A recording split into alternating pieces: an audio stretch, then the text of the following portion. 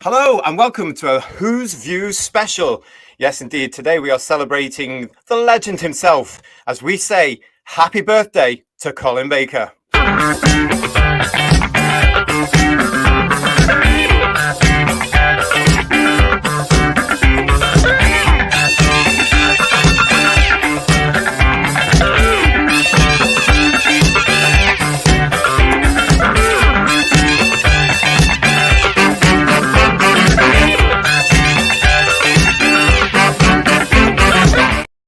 And here we are. Here I am with the Whotastic Panel. Good evening. Thank you for joining us. And hello to Whotastic Panel. How are you lot? Not bad, well, thank you.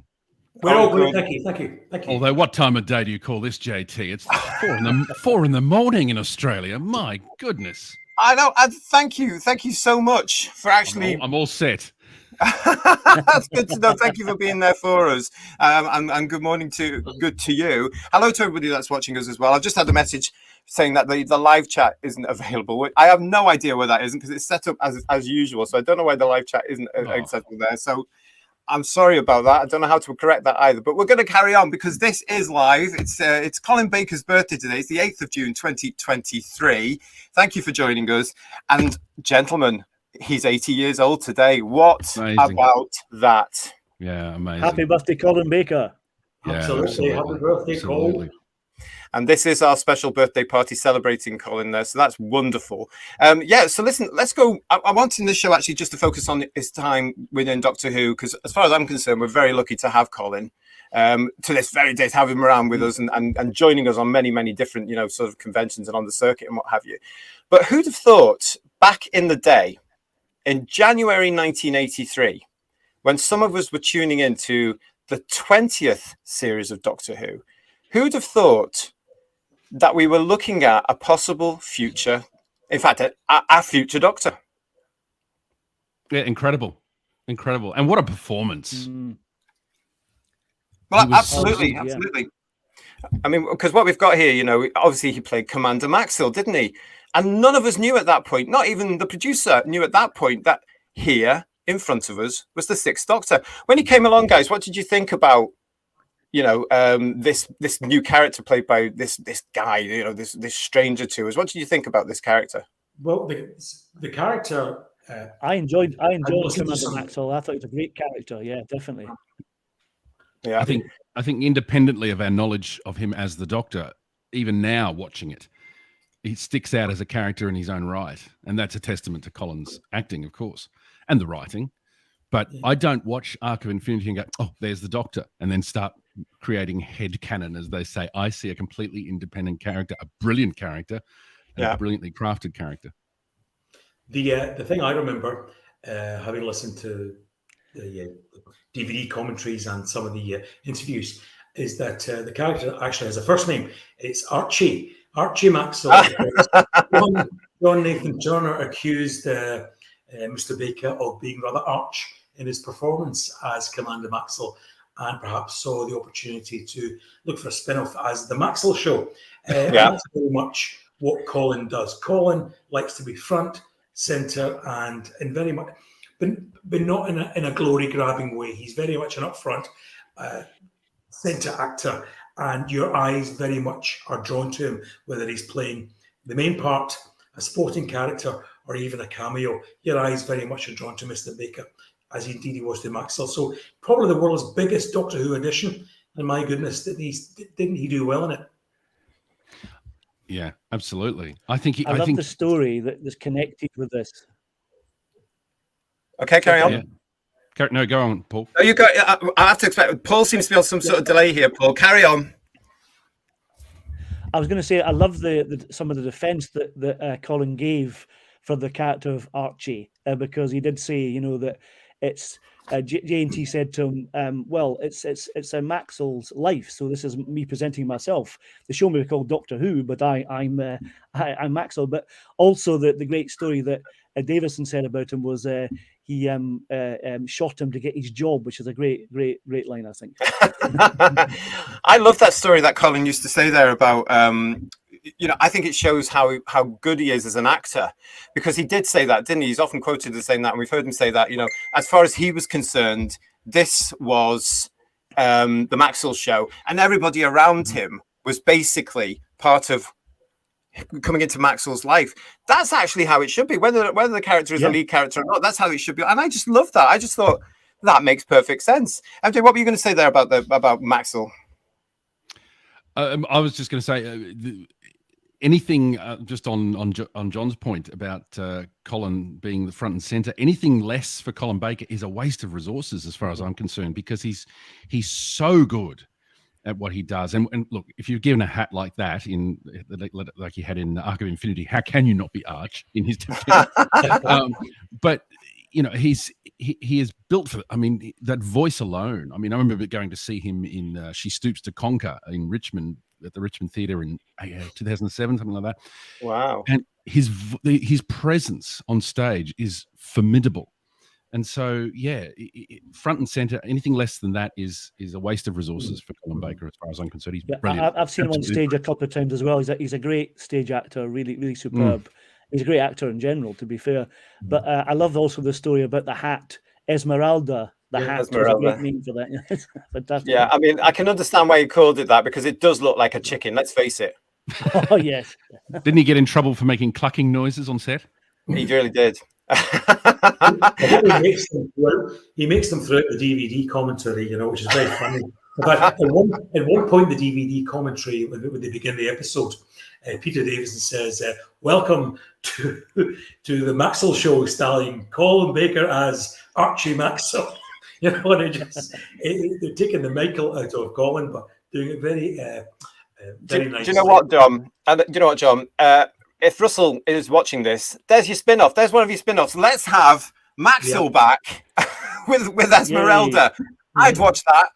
I mean, that would be like, are you being served in space? I'm sure it would be. I'm sure it would be that. That would be quite funny.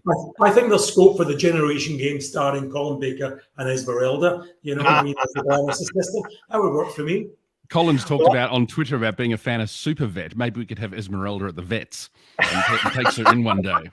There's a whole series there. There's a whole series of exciting time and space adventures with Esmeralda and the chicken. But listen, what we've got here as well, as we say there, Arc of Infinity was first broadcast here in the United Kingdom on BBC One on the 3rd to the 12th of January in 1983. And as we're talking about here, Colin was starring, sorry, Peter, in 3 of those episodes as Commander Maxil. And yeah, none of us knew what could happen next. But what did happen next is that a few short months later in August, we had this. I mean, the reveal of the 6th Doctor. Do you remember this, guys? Oh, I first saw shots from quote this. A line from the press call? Sorry to interrupt you again. No, there's go. a line from the press call about Colin at the very end said, "I'm a sweet guy underneath," after being compared to the villain in The Brothers, which was a lovely quote from Colin. "I'm a sweet guy underneath." Isn't that nice? Yeah. I first saw a shot from this photo call because my memory at that age, I'm not going to say, but Arc of Infinity was long gone, and I was reading the. It was weeks behind me, and I was reading the 20th anniversary special. My mum bought me the 20th anniversary special, and there's the first Doctor, second, third, fourth, fifth. Who's the guy at the bottom? I was thinking, who's that guy? Yeah. And that puzzled me as a kid. I thought, hang on, I don't know him. Yeah, and that was the thing about that Radio Time special, because you got that back page, which was from the press launch, which happened on the 19th of August, where he was introduced to the press, and obviously the day after it was in all the papers and what have you. But I love that, because it was a rundown, for those that don't know, it was a rundown of what was going to be the 21st series stories. Yeah. With Colin's picture on it to say he's coming in. And again, that was a break from tradition, if you remember, guys, as well, because we were actually going to get to see him, not for just brief seconds at the end of the series, as was tradition. We were going to get 4 whole episodes where Colin was actually going to come in, I am the Doctor, and hit the ground running. And I for one was just, wow, blown away by that whole thing. Before we actually got to the twin dilemma, though, of course, I want to know, in all honesty, what happened on when you saw on the 10th of January 1984 this? Loved it. Go ahead. Absolutely loved it. I don't know. I know it's over the top. I know it's loud, but I just thought it was, as a kid, it was quirky enough for me to be engaged. Yeah. I suppose that the reaction would depend on which photograph you're watching. The one on the left, the one on the right. Because the one on the right is eyes somewhat. The thing about it is, you have to remember it through 80s eyes, because the 80s were a very loud, brash, colourful decade.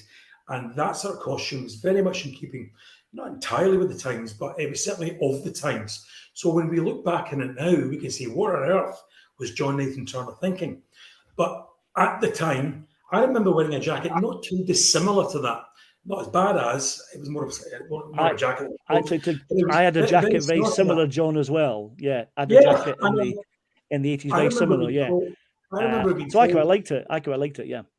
I remember being called, before the Doctor refers to himself as Beau Brummel in the Twin Dilemma, I was referred to as Beau Brummel by virtue of this very colourful jacket I was wearing. So, while we look back at it now and go, what on earth was he thinking? And in terms of John Nathan Turner's choices, it was very much in keeping with a lot of what that decade, fashion-wise, led us into for. It's interesting though, because it's actually now, I don't think it's, I actually quite took to this, because again, it was showing a hint of an alien nature here. And I actually remember writing to the production office back at this time saying, I love this because it doesn't look like anything we've never had before. And it shows that the Doctor is from another planet. And then later on, when we were seeing the interpretation that Colin had, it seemed to match everything. I know Colin's always famous for saying the costume didn't bother him because he was on the inside looking out, so he never saw it. But by God, you knew who the star of that show was, didn't you? And it's a beautifully made costume. It's very well made. I think, was it Pat Godfrey who designed it? Who had real trouble trying to make it totally tasteless, and that was really hard. But I like it.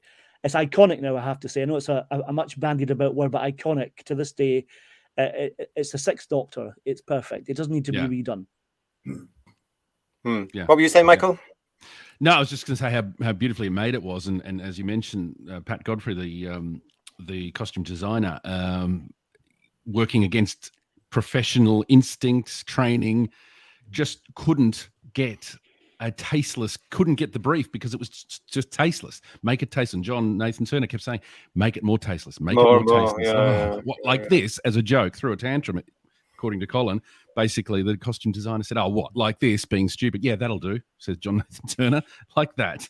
Well, I would actually believe that actually happened. That's perfect. That's that clash of colours and all that sort of stuff. It's interesting what TARDIS Spider is saying here. And hello to everybody, him and Sadeko and everybody else. Sam, hi Sam. Thanks for joining us. He likes the costume, but it feels more like a costume. I think I know what you mean by that, TARDIS Spider, because it is not just clothes that you would generally. Even though we have that scene, and we'll talk about that in a minute. But it does look like our costume, doesn't it? I think I know what he means by that. That's an interesting point. I think specifically what he means is, and I'm sure I would agree with that you can have clash and tasteless, but this looks designed to be. That's right. It's stylized in its own way. Designed look to it, where I think a totally tasteless look can be well achieved. I could be. If anybody not think I'm the same sometimes with some of the, I look as though I get dressed in the dark on some occasions, So that may well have been a better look for the Doctor rather than this more designed look. So I absolutely get what you're saying there, TARDIS Spider. Really do. Yeah, it is stylized in its own unstylish way. JNT's. I was going to say it's part of JNT's tradition of having more of a costume than an actual off the peg kind of look, like the previous four Doctors. But Tom in season 18, he had the design costume, then Peter, and then with Colin, I think the most off the peg costume that JNT had was probably McCoy. I think, to be honest. But again, it speaks to the era, doesn't it? Yeah, well, it actually does, because when you look at some of the fashion of the 80s, as though a lot of it was costume. And when you look at some of the pop stars there, and I'm talking about the big ones, I'm talking about Jackson, I'm talking about Madonna, I'm talking about Prince. What we've got there is a look that became a sort of uniform for them. So even though it's very difficult to understand how John Nathan Turner got to that point where he looked at Colin and went, it's got to be bad taste. it's very interesting how that was put out, because again, John, I think you were right there. Maybe Colin should have just gone to the wardrobe and put some clothes on and see what that came out. Sorry, Colin. Yeah. Interestingly, Peter Davison, who can be quite mischievous in some of his comments, has said that because John Nathan Turner cast, if you like, a sturdy, corpulent man with curly hair and wearing garish clothing, he was in fact casting himself in the role of the Doctor without even realising it. And there may well be something in that Doctor Who is beginning to reflect JNT back at himself, in that, garish curly hair, the size and girth that Baker was very similar to what John Nathan Turner was as well. You never know. It's mischievous, but maybe there's something there. Who knows? What is interesting, let's say, is because Colin's costume is it's a great costume. It's very colourful. And what I did like about the debut of the Sixth Doctor was the title sequence echoed his costume with the lovely colourful star sequence which we had for Davison and the latter Tom Baker season. And you've got this lovely colourful star field that comes in, which really is very much in keeping with Colin's Doctor, I think. I remember even my mum, who didn't get engaged with Doctor Who very much at all, other than buying me the odd book and magazine here and there. It came on the screen. The title sequence came on the screen, and my mum walked past the telly and said, "Oh, wow!" So it made an impact. It's Christmas. Yeah. No, yeah. I mean, that's it. Charlie Spider again is there saying, will you be going into the story behind the cat pins? If the story is about the fact that Colin loves cats, I think most of us have got, there's mine. There's one of mine there from the cat pins, original from 1985. I was looking for mine and I couldn't find it. There it is. Yeah. Look, I absolutely adore it. And all the little things at the bottom here. I mean, that was the thing. It was all about Colin's love of cats, wasn't he? And he had that was his cat, wasn't it? That was his cat, was it? No, these are his cats. I'll show you these. Oh, the these later very ones. rarely come out there. These come out. This is Eric. No, this is Eric here. The black one's Eric, and this is Wibbly or Weeble, I think that's called. And they were produced around about 1986 by an artist there. And it was just because, of course, Colin loved cats. And I remember his appearance as he was introduced with his costume on Blue Peter, and he misquoted deliberately the Rudyard Kipling quote. There is a man that walks by himself and all places are the same to him. So what he did, of course, is he added times in there. All places and times are the same to him. So not only does it sum up a cat, but it sums up the Doctor. And I thought that was wonderful. Absolutely. Interestingly, I think in terms of tying that back to Colin's costume, that each of those cat badges ended up being put inside the inside bit of the coat. Yes, it did. Each successive adventure. And I thought that was a lovely gesture too. It's quite interesting, but can you imagine? Because it was each story that he did and completed. Could you imagine if he'd stayed for the 7 years he wanted to stay? He would have had. I would have been a bit. Coats hanging all lopsided. Exactly. I wouldn't have liked to have seen that little tray. Exactly, that's true. Yeah.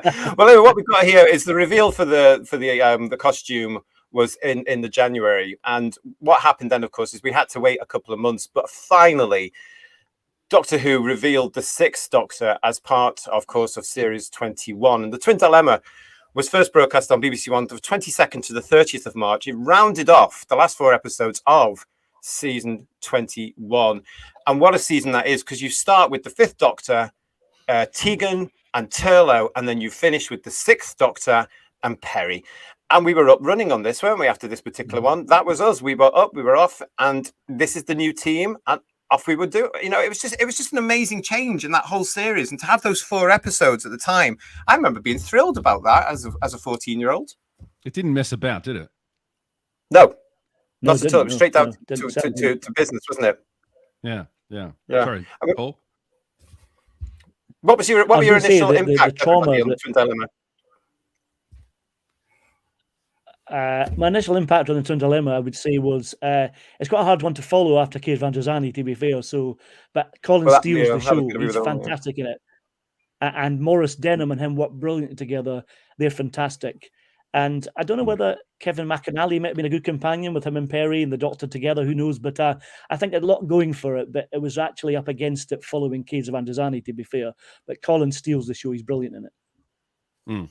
Absolutely, I agree. I thought, I mean, it was a complete contrast to Peter Davison, which obviously was deliberate. But what a contrast! I mean, just like I said before, a powerhouse performance, and you can't help but look at him. He's just incredible. Yeah, Costume aside. I think we have to do two things. I think one, we have to congratulate the production team on the brave decision to introduce the Doctor, at the end of the season, do something different. Johnny Linton was all about chancing his arm, doing new things, and good luck to him for that. But unfortunately for me, Colin is much better than the story he's introduced in. Yeah, absolutely. The Twin Dilemma, quite painful to watch. I would love to say it's a guilty pleasure. Time in the Rani is a guilty pleasure for me. Twin Dilemma is just quite painful in places to watch. Unless Colin's on screen. As good as Maurice Denham is, as brilliant as Colin is, as brave as it is to start a Doctor as aggressive and as alien as Colin is, in terms of the way he grabs Nicola by the throat. That's brave. Foolhardy, perhaps, when you're going to leave the viewing populace. That's probably the most uncomfortable bit. However, the story itself, costumes, sets, direction, there's old Peter there again, really lets Colin down, I think, particularly when he's followed probably one of the most popular Doctor Who stories ever, and he's got to come in and do that. Interestingly, Colin himself thought the Twin Dilemma wasn't certainly not favourite, but was certainly a bankable Doctor Who story, and only as he's looked back on people's opinions and reviews in later years, he's come to say that it's realised that it's not very popular at all. I mean, it's a shame. I'm going to say it's a shame that Attack of the Cybermen is not his first story. Yeah. So it's a shame that Attack of the Cybermen wasn't his first story. Yeah. Yeah. I mean, that's one of these things. I mean, when we're looking at it, I think you're right, Paul. I mean, it is fantastic that what they did is that they thought, no, we don't want to let the audience be waiting another good 9 months to see the new Doctor. Let him come in. I as a 14-year-old, I appreciated that as well. I think that really, really, really did work on that level. But I think as well, yes, it's not the story it could be, and that's fine, okay. But you're right there, Michael, because what happens, of course, is Colin steals every aspect of this. And I've often said this: a good actor lifts a bad script. Yeah, exactly. And by God, he does, because your attention is continually on Colin. And not only does he stand out because of that costume, but he stands out because of his magnificent performance. He's relishing being on set. He is the Doctor from that particular moment onwards. He's there. He's the Doctor. That's the end of it. It's marvelous. He doesn't and he's flinch. relishing every delivery of every line. He's the Doctor, whether you like it or not. I was just going to say, he doesn't flinch. So I'll say that again. I was going to say, he's the... Yeah, we can hear you. We can hear you. Go ahead. Oh, it's all right, Michael. Go ahead. No, I was just going to say he's so assured of himself as the character. This is like the 50th anniversary all over again. I know. Yeah, I have no idea why Paul is on such a delay here. I'm waiting for Zoe. I don't know what's happening. I'm waiting for Zoe Ball to come in. I'm so sorry. We're going to go to Michael. Michael, what are you saying? He's so self-assured in that character so quickly, and that line of "I am the Doctor, whether you like it or not." He speaks. I mean, obviously it was written for him, but the delivery speaks to his confidence as that character. He's not unsure of himself at the beginning at all, as maybe some other actors might have been. He is absolutely, I know this character. I know my character. I know what the Sixth Doctor is. It's going to be this. And obviously that changed and tweaked a little bit and softened and mellowed. But boy, oh boy, talk about a confident performance. I think it helps that he was, of course, a fan. So he understood the essence of what the Doctor is and who the Doctor is. And I quite like that, the fact that he's not overwhelmed by the fact that he has the 5 predecessors, because he's a solid, capable actor and he's experienced. He knows the show, he understands the show, and he just hits the ground running. I mean, at the end of the Twin Dilemma, I was so looking forward to the next series, because I really wanted to see how that was going to develop, how Colin was going to develop not just the Doctor, but how his relationship with Peri was going to get on, because that was, I mean, we've touched on it there, and we shouldn't go into it too much because we all know what was going on, but it was quite a volatile beginning, because he had to be, He was coming out of a traumatic regeneration thanks to the spectrotoxemia. And here we have this unbalanced character getting over the effects of said disease. And, and again, he was so different to the very mild-mannered fifth incarnation with Peter. He mentions this, doesn't he? In his second, he was on the verge of becoming neurotic or something like that. I think it's actually clever drama when you think about it. Sweet effect. Yeah, So he refers to his previous incarnation. Yeah, you're right. It's as I said, it's brave. What they attempt to do here is brave. And while a lot of people are very, in hindsight and retrospect, are very critical of Nathan Turner and Seward, what they were trying to do was still innovate and play around with the format and see what they could do. And yes, it was intentional to leave people with the understanding, do I like this Doctor? Yeah. But in the hope that they'll come back and see, right, how is this going to develop? And obviously, there's a Mr. Darcy aspect to this, that we're going to peel back the onion and we're going to get something in the years to come. Unfortunately, history tells us that doesn't happen. But nonetheless, I don't feel we should be. With 2020 vision hindsight, we can all criticize everything that everybody did, but it was a very brave decision, and I think it's to be congratulated that both the production team, script editor, and Colin tried to do something different with the format and leave people hopefully wanting more. As it turned out, fate intervened, and we didn't get perhaps that full arc that we were meant to get. But bully for them for trying. Oh, totally, and I'm fully on board with all that as well, because it had to come at a time when Doctor Who was changing. I mean, this was 1984, and in 1985 they had to come up with. I mean, if you look at the competition that Doctor Who had at the time, I mean, the A-Team was coming along. It was getting bigger weekly there, Knight Rider. Knight Rider, all this American stuff that was coming in, it was all huge, and my generation especially was watching all this sort of stuff, thinking, oh my God, this looks different, and it's all glittery and fabulous and big money things. So Doctor Who had to compete on 20 pence. It was just because the budgets were increased. But when you look at Colin's first full season, and let's go to that, I want to talk about his, that whole full series and how he and Peri got through that first full series. I'm talking about the characters here, because all they get from the moment they arrive in London for Attack of the Cybermen is bang, bang, bang, every single thing from there to Varos to the Sontarans in Spain. Everything's a challenge for them, isn't it? It's just constantly running through the whole thing, and everything's good. I'm surprised he didn't, get totally and utterly. Do you know what I'm saying? It was a traumatized relationship from the beginning, wasn't it? It really was. Indeed, even though the dialogue, the arguments were there, and maybe some people didn't like that as much, and that again, the actors, the chemistry between the actors was there, so that they were able to lift what may have been lacking in the scripts. With their chemistry and so on. Excuse me if I'm a bit inarticulate too, by the way. It's 4:28 a.m. here. You're doing well. You're doing great. So, I mean, Paul, what did you think about that? What did you think, Paul, about those relationships in that first series and the way that, the characters, did you think they progressed? I think there's a huge difference between Peri's relationship with 6 and 5. And the bickering was a bit tricky at times, and I'm surprised she stayed till the end of season 22, to be honest. But because the Doctor could be quite mean to Peri, I have to say. I mean, strangling aside, obviously, but it's interesting how they develop. By the time they get to the following season, it all changes. We'll get to that later, I'm sure. But I think the relationship is quite strained at times. I'm surprised Peri didn't kill him, to be honest.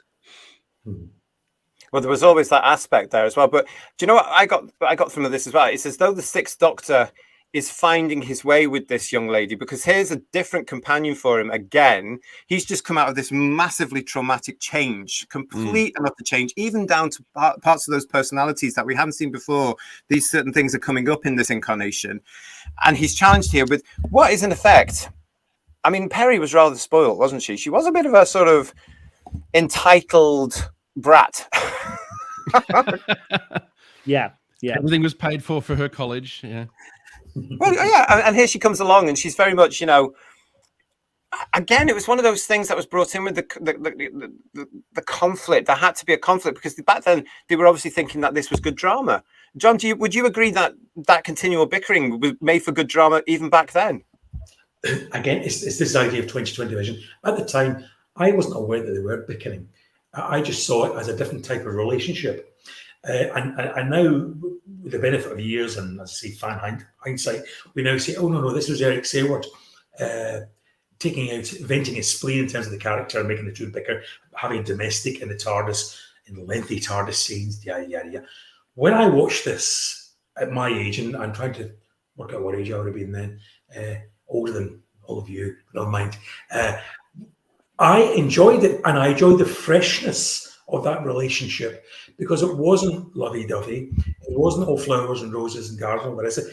It was approaching this from the idea that, you know what, there's two people traveling together and they will get on each other's nerves. It's like a flat share, and they will rub each other up the wrong way, but nonetheless they still care for each other. And I think that was an interesting take on the Doctor companion dynamic. Dead easy to say now that, well, if Peri hated the Doctor that much, why did she stick around? If he hated her that much, why did he keep her in the TARDIS? They didn't hate each other. They bickered a lot. I got a husband in the other room just now, and I bickered a lot with him, but I love the socks of him. You know what I mean? So, and I think it's exactly the same with Peri and the Doctor. And again, but to bring it back to the production team, they were trying to do something different. Yeah. Whether it worked is another matter, but they were trying. And I think when anyone's trying to innovate and try something fresh, they have to be commended. Yeah, it was a contrast to the yes, doctor, but doctor, what's this, doctor? It was, oh, come on, what are you on about? What's the matter with you? It was a nice change at that time. I know in subsequent years, Peri has had her knockers, but that's entirely for other people to think about. I thought she was a great companion. I'll let that pun just drift. I think, it hasn't gone unnoticed, I'm sure, by the audience. But what we've got there is you can actually see, I think, again, down to Colin's talent, he can see what these writers are trying to do, and whether or not they're executing it properly is another matter. I mean, Colin and Nicola will both say that one of the scenes they hated was that all that elongated stuff in the TARDIS in Time Lash, where all they did was bicker. And that's one of the things where they said, right, this is enough now. We've got to change this. And that would have come along naturally in the Lost 23, and it certainly did in the produced 23. But what you've got here is all this wonderful acting going on here. And you can see them trying to find this element where you can, the warmth is coming through between these characters. And it is there in certain scenes. And I don't know what the Who viewers think about this, but it is there in certain scenes where there is an affection between the Sixth Doctor and his companion, and vice versa. And when you look at some of the stuff that Peri does to try and protect her friend or stand up for her friend, she may not be as powerfully written as somebody like Sarah Jane or even Tegan to an extent, or possibly even Leela, but that is still there. She gravitates towards protecting the Sixth Doctor. Yeah, I mean, she even gets defensive of his watch. Oh, I mean, yes, you see that compassion. I'm sorry if I'm leaving ahead, but there's a little bit of bickering in Revelation. But then when she realizes she's broken his precious watch, she actually feels bad. So, if she didn't care for him, she wouldn't be, oh, that was your favorite, or whatever she says. He did barely use it, didn't he? So. As far as we know, as we know, I mean, it was with him all the time on that awful green chain. Where the hell they got that green chain from? I'll never know on that. What gets me about this is that the evolution is there. I mean, we as viewers take a significant amount of time out of the Sixth Doctor and Peri's life, don't we? We are taken out of that equation because when it comes back for the Trial of the Time Lord in 1986, their relationship is completely different. But one thing we all forget about, and I want to bring this up now, is that in between the 1985 season and it coming back in September 1986, there is another element of the Doctor Who story where, again, the Sixth Doctor and the relationship that Colin brings and the performance Colin brings with Nicola Bryant's Peri is on show. And that, of course, is Slipback. Slipback, it was, of course, produced in the summer of 1985. And it was one of the first radio dramas for Doctor Who when you think about it. So it's actually very, very important. It was specially produced, written by Eric Saywood for BBC Radio 4 as part of a children's series in the summer mornings on BBC Radio 4. And when this was announced, guys, I was thrilled. Yes, I was a bit disappointed, of course, that the show was not going to be on as soon as we expected it to be. But this came along.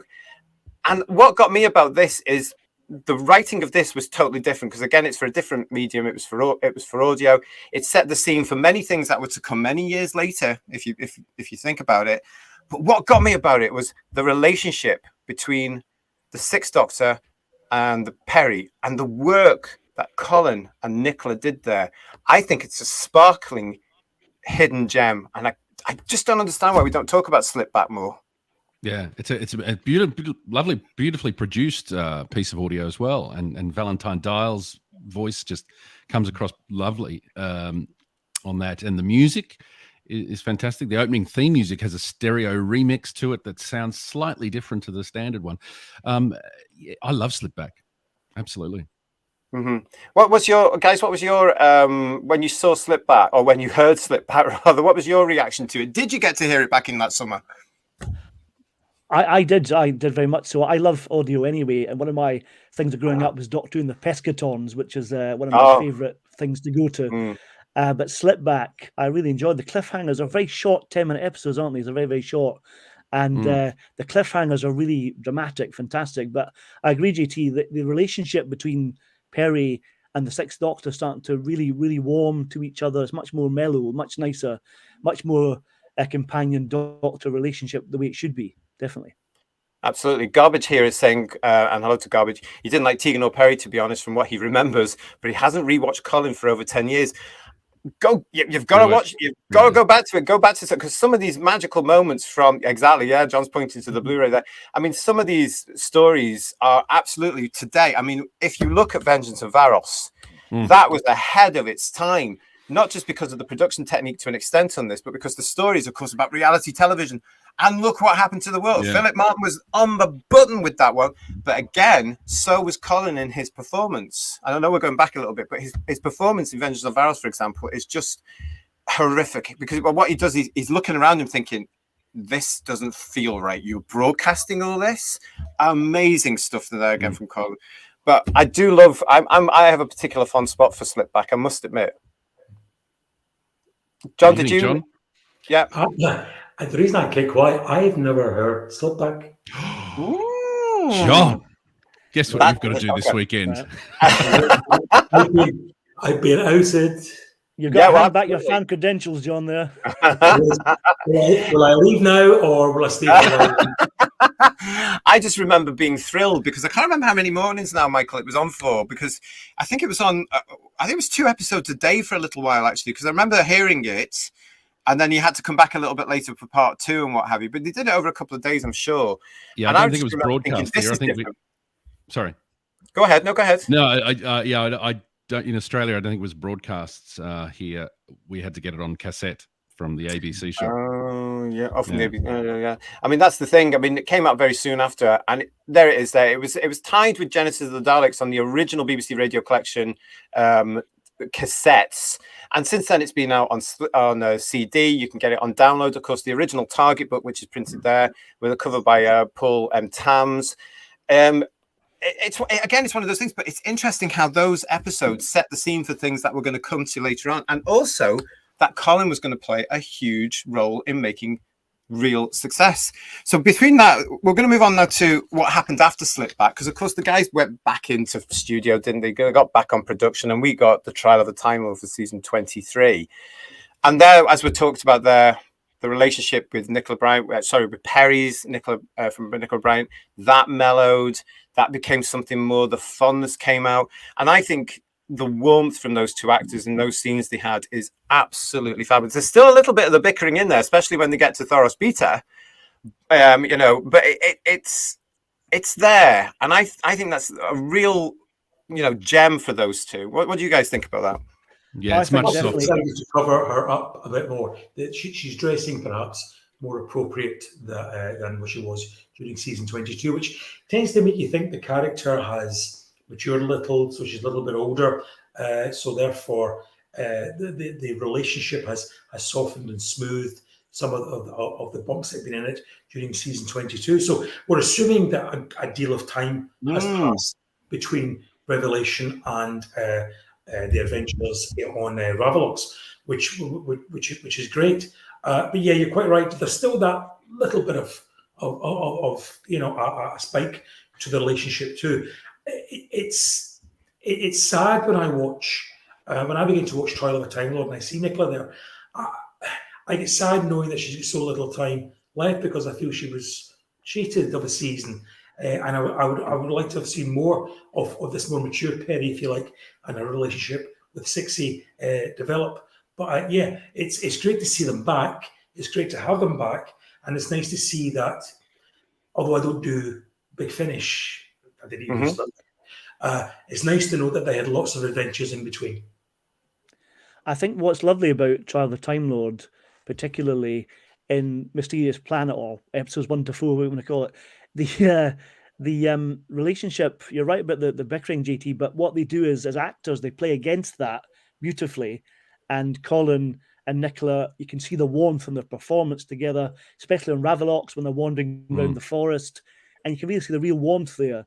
And what comes later, we'll not jump too far ahead, but what comes later, you can see the Doctor is obviously very upset with what happens. I think that's one of the wonderful things here, because again, here we have a Colin's talent shining through. Our leading man. I'm going to say I'm a big fan of Colin Baker. I think he's a gentleman, and I think he's lovely. I think he's a well-rounded actor. I'm so pleased that we have him in Doctor Who, that we got his Doctor, that he's still around for us in Doctor Who today. He's still active, he's still everywhere, he's still supporting fans. He's the president of the Doctor Who Appreciation Society. And when you look at those performances and you see that he's put his consideration in there, he has put his heart and soul into it, he's rehearsed his heart out on it. It really comes through on the performances. So in that bit where he is reacting to what he thinks at the time is the loss of his best friend, it's genuine. It's so considered, and it's a shocker, isn't it? And it's more of a shocker, the apparent demise of Peri, because of Colin's talent and his absolute ability to go. And you can see the world crumbling on it, or the universe. You know, you can see he's the whole weight of this thing, and he looks at his own people with shock and horror. You killed Peri. Yeah, and it's that interesting. Nowadays, any actor doing that would be supported by a 10-minute build-up to that, a huge speech, and a 90-piece orchestra playing behind them to add to this. Yeah, there's no music.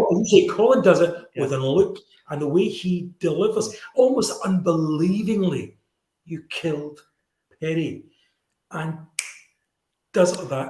Mind Warp is actually my favourite Colin Baker story. It is actually my favorite. I love it. I think it's the music, the effects, even though they're dated. It's just there's an atmosphere and a tone of that story which is unlike any of the others, and it's very foreboding tone. And that when you're talking about his performance there, John, the thought that the Doctor could have somehow contributed to this death, the weight of that performance, as you say, you killed Peri, but in the back of his mind, he's thinking, and I might have had something to do with this. This is partly my fault. I mean, there's so many layers in a very small scene. I remember at the time being, as a fan, completely gutted by the death of Peri, probably more so than the death of Adric. But I just really kind of, I couldn't believe it that this had happened. I was real shock. You know? Yeah, I was shocked. Yeah, I couldn't believe that they killed another companion. It was such a great dramatic death. A fantastic performance from Nicola Bryant, as well as the spoilers coming up. The body of Kiv. You know, so it's a great performance.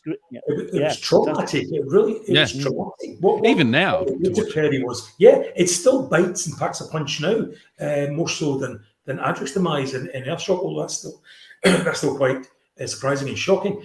But what they do to her and Colin's immediate reactions, I say, without any support of today's modern writing or the orchestrations going, he just sells it absolutely. This man's, it's shock, it's horror, it's grief, it's disbelief, all in one. You killed Peri. 3 words of a sentence. And it ups That's the testament. stakes of that That's trial. testament to the brilliance of this man. And you're right, John. John, talk to myself now. You're Yeah. right, JT. We're lucky to have him. Yeah, oh, absolutely. totally. Yeah. And when you bring that caliber, I mean, when you also realize what was going on behind the scenes and the actors, Colin and Nicola especially, couldn't get an answer to a simple question: what is going on? Is this real? Is it imaginary? Is this the Matrix bending the rule? Because nobody knew and there was nobody there to help him. How difficult was the job they had? So when Colin decides, he makes an actor's decision, I'm going to play this OTT so the audience knows this isn't the Doctor, there's something not quite right. This, he goes completely over the top. And I sometimes think a lot of fans, when they watch Mind Warp, don't understand that, because they don't understand what Colin's doing there is suggesting to the public, don't believe this. This isn't necessarily the Doctor. Something's going on here. I picked that up as a 16-year-old. I have to say, I was thinking this isn't quite right. And you don't know where the story's going when you're watching it live in 1986. You think, oh, hang on a minute, this isn't going where. And you don't know if it's you not watching the thing properly. I love that. I think that's where Colin really took this script and showed his talent about what to do with this wonderful, wonderful idea that Philip Martin had. I do wish they had.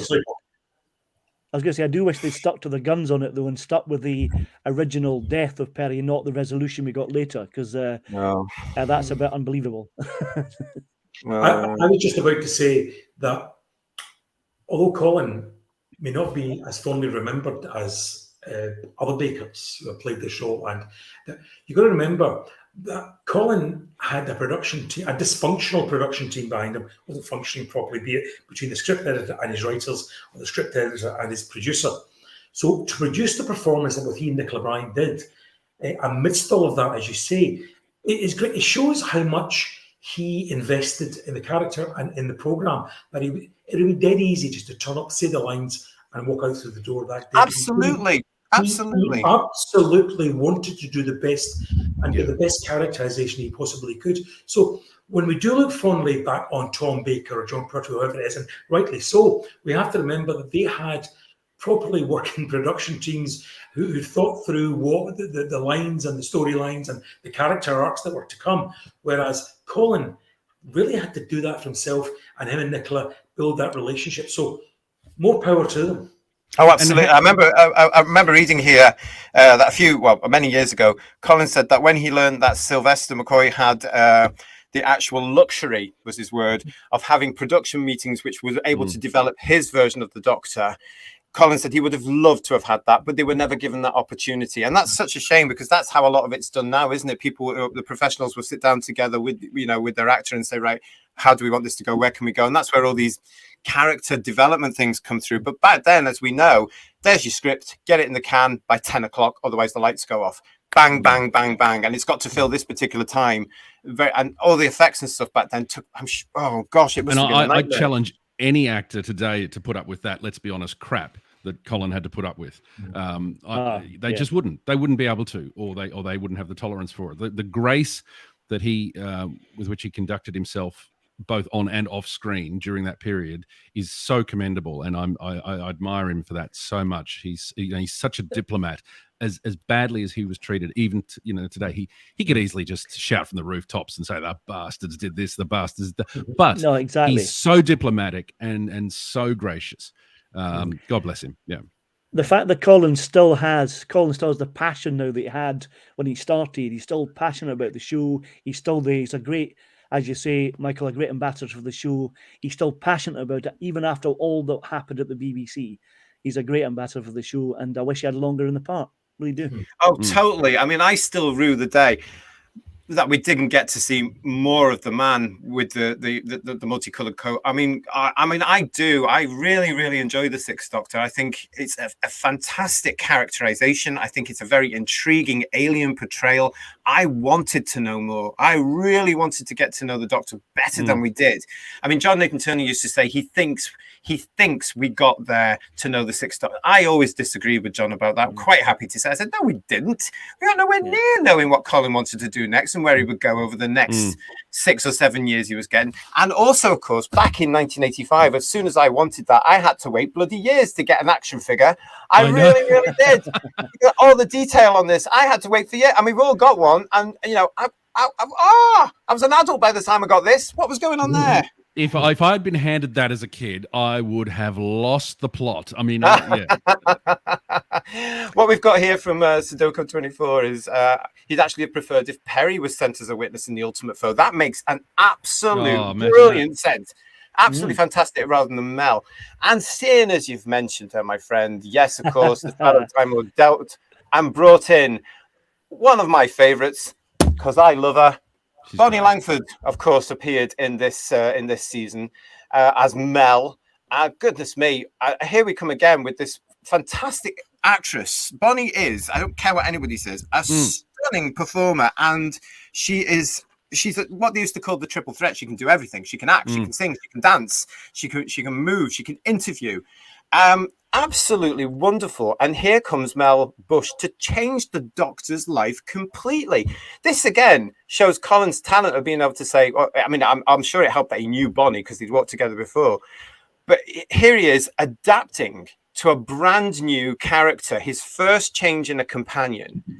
Wow. I mean, he hits the ground running with this, doesn't he? And yet again, he's playing, he doesn't have what... Colin never gets a proper introduction to a companion. No. He inherits Peri, and Mel is with him because he's looking into his future in the Matrix and all the rest of it. So he doesn't get that slow build that most Doctors get in terms of meeting and getting to know and deciding to take on board, or having to put up with someone who stows away on board, the role that the companion does. So yet again, Colin has again bucks the trend of most Doctors in terms of appearing at the end of the season, having companions sort of from the future foist upon him, and having to have a relationships already formed, if you like, when they've got to play that first episode of Terror of the Vervoids. But I agree wholeheartedly with you, JT. The way that Bonnie Langford has been treated, both at the time and in the years beyond, is all based on her Violet Elizabeth Bott, the character from the Just Williams series in the 1970s. By the time Bonnie took on the show, she was, as you say, she was a triple threat. She's a singer, dancer, actor, and as she's proved subsequently after Doctor Who, what a great actress she is. She's done Agatha Christie's. I know she was in EastEnders for a long time as well. Very successfully as well. Yet again, Doctor Who, lucky to have you. You know what I mean? And then we're lucky to have her. But spoiler alert, we're going to be lucky to have her again. Well, absolutely, because as you mentioned that, we're going to go into this now, so we'll come away from the whole thing about Colin again. But of course, it was announced just yesterday that the legend that is Bonnie Langford is, of course, returning as Mel Bush to Doctor Who. The press release says Bonnie first entered the world of Doctor Who in 1986 as the companion to both the 6th and 7th Doctors, played by Colin Baker and Sylvester McCoy, before returning in a cameo role in Jodie Whittaker's final episode as the 13th Doctor. Then it goes a bit there, but Bonnie is back for another epic adventure, which is coming very soon as part of Ncuti Gatwa's very, very first series. So we do have to say, welcome back. I mean, congratulations, Bonnie. How wonderful is it? I mean, I am so actually thrilled when I heard this was happening. It was actually Brendan that got in touch with me, said, because I was out last night, and he said, Bonnie Langford's coming back to Doctor Who. I was like, pardon? What? Why? What's going on? And I am so excited. I might actually watch it because Bonnie's in it. I really might watch it because I think, wow, what a steal. And to bring it back, as we're talking about Colin, do you know the person who'll be most pleased about this? Colin Baker. He'll be so chuffed for her because, again, it's a callback to his area. And it shows that the current production team, Russell T Davies, who's seen as now the new king of Doctor Who, so much of a companion introduced during Colin's time. He's bringing it back, and not only for a cameo, apparently it's a major role and could well be a recurring role. Wow, that's interesting. Yeah. That's it. Because what we've got here is, of course, what could happen here is because, as you mentioned, John, Bonnie was in EastEnders. For those outside the UK, it's a big soap opera. It's been going for 6,000 billion years on the BBC. She was a hit. She was a massive hit. She changed the people's perceptions of what Bonnie Langford, the brand, is, you know, and she was apparently, I never saw it, but apparently she was absolutely the best thing in that show for the years that she was in it. But what they could possibly be doing now is bringing part of that audience who fell in love with Bonnie as Carmel in EastEnders into Doctor Who. Bonnie herself has said in the press release, I am absolutely thrilled to be bringing Melanie Bush back to be part of the exceptional cast, crew and production team led by the force of nature that is Russell T Davies as a career highlight. I am so privileged and proud to have been a member of the Doctor Who family since the classic era, and to be included in the new generation is phenomenal. Congratulations to Bonnie. Good luck to you. I hope you're loving every single minute. And wow, it's so good to have Mel back on screen. I'm literally excited about this. I love it. Can I say something that John touched on about Bonnie being acting in different things in drama? She's really matured as an actor now, so she really knows what she's doing. She's got a lot of experience. You're going to see a Mel very different for the one we got in the 80s, because things have moved on. It's going to be a different performance. She's going to be fabulous. Absolutely. Definitely. Well, she did that little trailer, didn't she, for season 24 with the more mature Mel? Yeah, she was great. She was terrific in that, wasn't she? Well, that's what we all went. We want more. Do you remember? We were all saying we want more of this. We want more Mel. And now we've got. I'm absolutely thrilled with that. And as you said there as well, it is a hark back to Colin's era, and what a lovely hark back it is as well to bring Mel into it. Just like Colin, Bonnie was the subject of a tirade of abuse from so-called fans, you know, getting stuck in over the years. But you know what? She stayed loyal to Doctor Who. She came back. I know I don't buy Big Finish, but I know she's done Big Finish. She does the extras for some of the DVDs and for the Blu-rays. So proud of you, Bonnie, and she deserves this chance to, if you like, re-establish her character and show us all exactly the power that Melanie Bush can be. I totally agree. I hope she's given her surname in this, because she was never given her surname. No, it wasn't mentioned. It was just Mel. Short for It was just Mel. Yeah, because it was off Mel. I mean, you're absolutely right. I remember listening to her first Big Finish CD, which was The Fires of Vulcan, and I was actually very excited that Bonnie was coming back into this, because remember the show was off the air at that point. And I listened to The Fires of Vulcan and thought, damn, it was one of those other things, again, because Colin had flourished on these audios as well, of course, and he had really taken this off, and he'd found his character, and he was going for it, and it was marvellous, and his talent was coming out. And then suddenly here we've got Bonnie coming back in, and I was just like, we were wasted again. We were robbed on television. What was happening with it? And it's, I mean, gosh, just to see them coming back into the show now is just fantastic. Yeah, absolutely. She has developed quite a lot on Big Finish. I guess she has developed quite a lot on Big Finish. I've got quite a few of them, and they've really developed the character in the same way they've done with Colin, and I think it really works very well, especially when she's mixed with Colin and Sylvester. They've really developed the character and made it more now, really, which is great. It's going to be very interesting to see what they do with her then in the next series. I'm surprised, JT, that if knowing Russell Davies like I don't, I'm sure that he will give us a bit of the backstory about how the Doctor and Mel met, you know, so that you fill in some of the blanks that the Trial of a Time Lord didn't. So I think we're in for a little treat there. And you know what? I'd love to think there's a space for Colin there somewhere. Please. Well, you never know, because there is a rumor going around as well from the last night onwards that Bonnie could be the lead in one of these alleged spin-offs. I was just going to say, is this the beginning of the next Sarah Jane adventures? Well, it could well be. It could well be. I'd watch it. Yeah, I would. I'd watch it with Bonnie and Absolute Airwoods. And I think I'm surmising here, but I think that the whole companion support group, I know you didn't see JT at the end of The Power of the Doctor, where you saw ex-companions sitting around supporting each other, may well have been put in there by Russell T Davies, because he'd inherited the show by that point, as a means towards bringing some of these characters back in some sort of unit spin-off. So good luck. Absolutely. And we'll keep abreast on that. Stay with us on Who's Views, because we will be doing more updates on that in our regular shows as well. Let's get back to Colin now as well, because obviously he left the show in 1986, and we all thought, oh, that's going to be the end of that. But we've gone over the fact he's a bigger man than that, and he loves the show, and he stayed with us, because in 1989 we got our massive return, because Colin took over from John Pertwee as the Doctor in The Ultimate Adventure. Now, did any of you see this? Yes, I saw it 4 times. That is fantastic. Did you see it with both Pertwee and Baker? Well, I saw it. That if I count Pertwee and Baker, I've seen it 5 times. I saw it once in Glasgow, and then 4 times at the Playhouse in Edinburgh. And I've got an interesting story about that if you want to hear it. But Yes, please.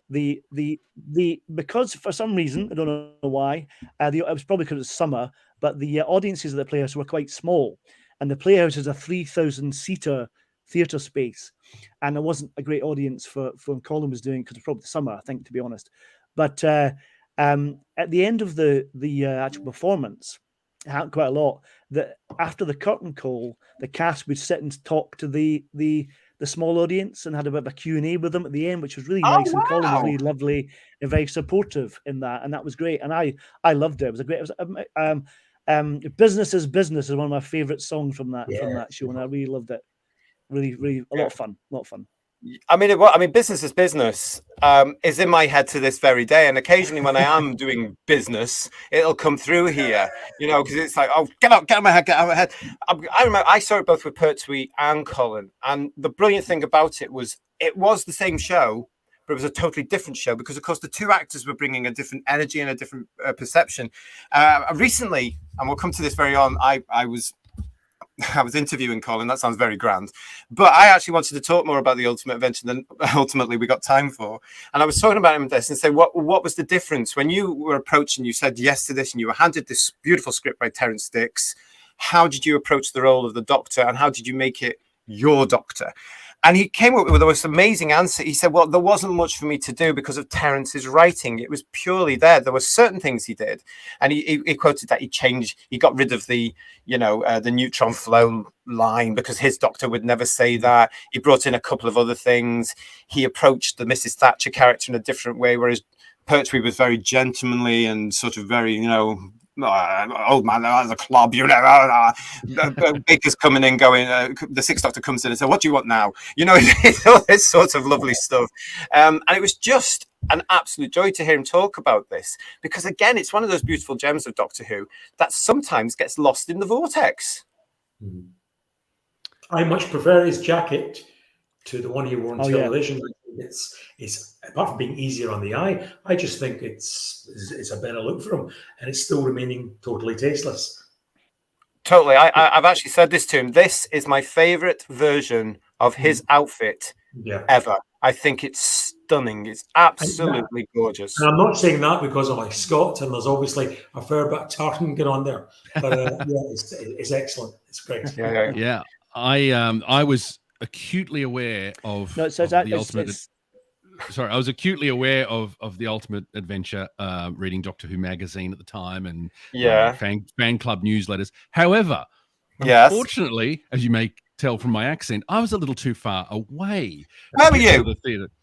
I was in Australia, and as a teenager, I couldn't afford the bus fare to Edinburgh. So, unfortunately, I never got to see it. So, I'm very envious of all of you. I would have loved to have seen it. It was never filmed, I don't think. It was never filmed. Oh, well, actually, there's an unofficial film if you go searching for it on YouTube. Yeah, and you can look at it.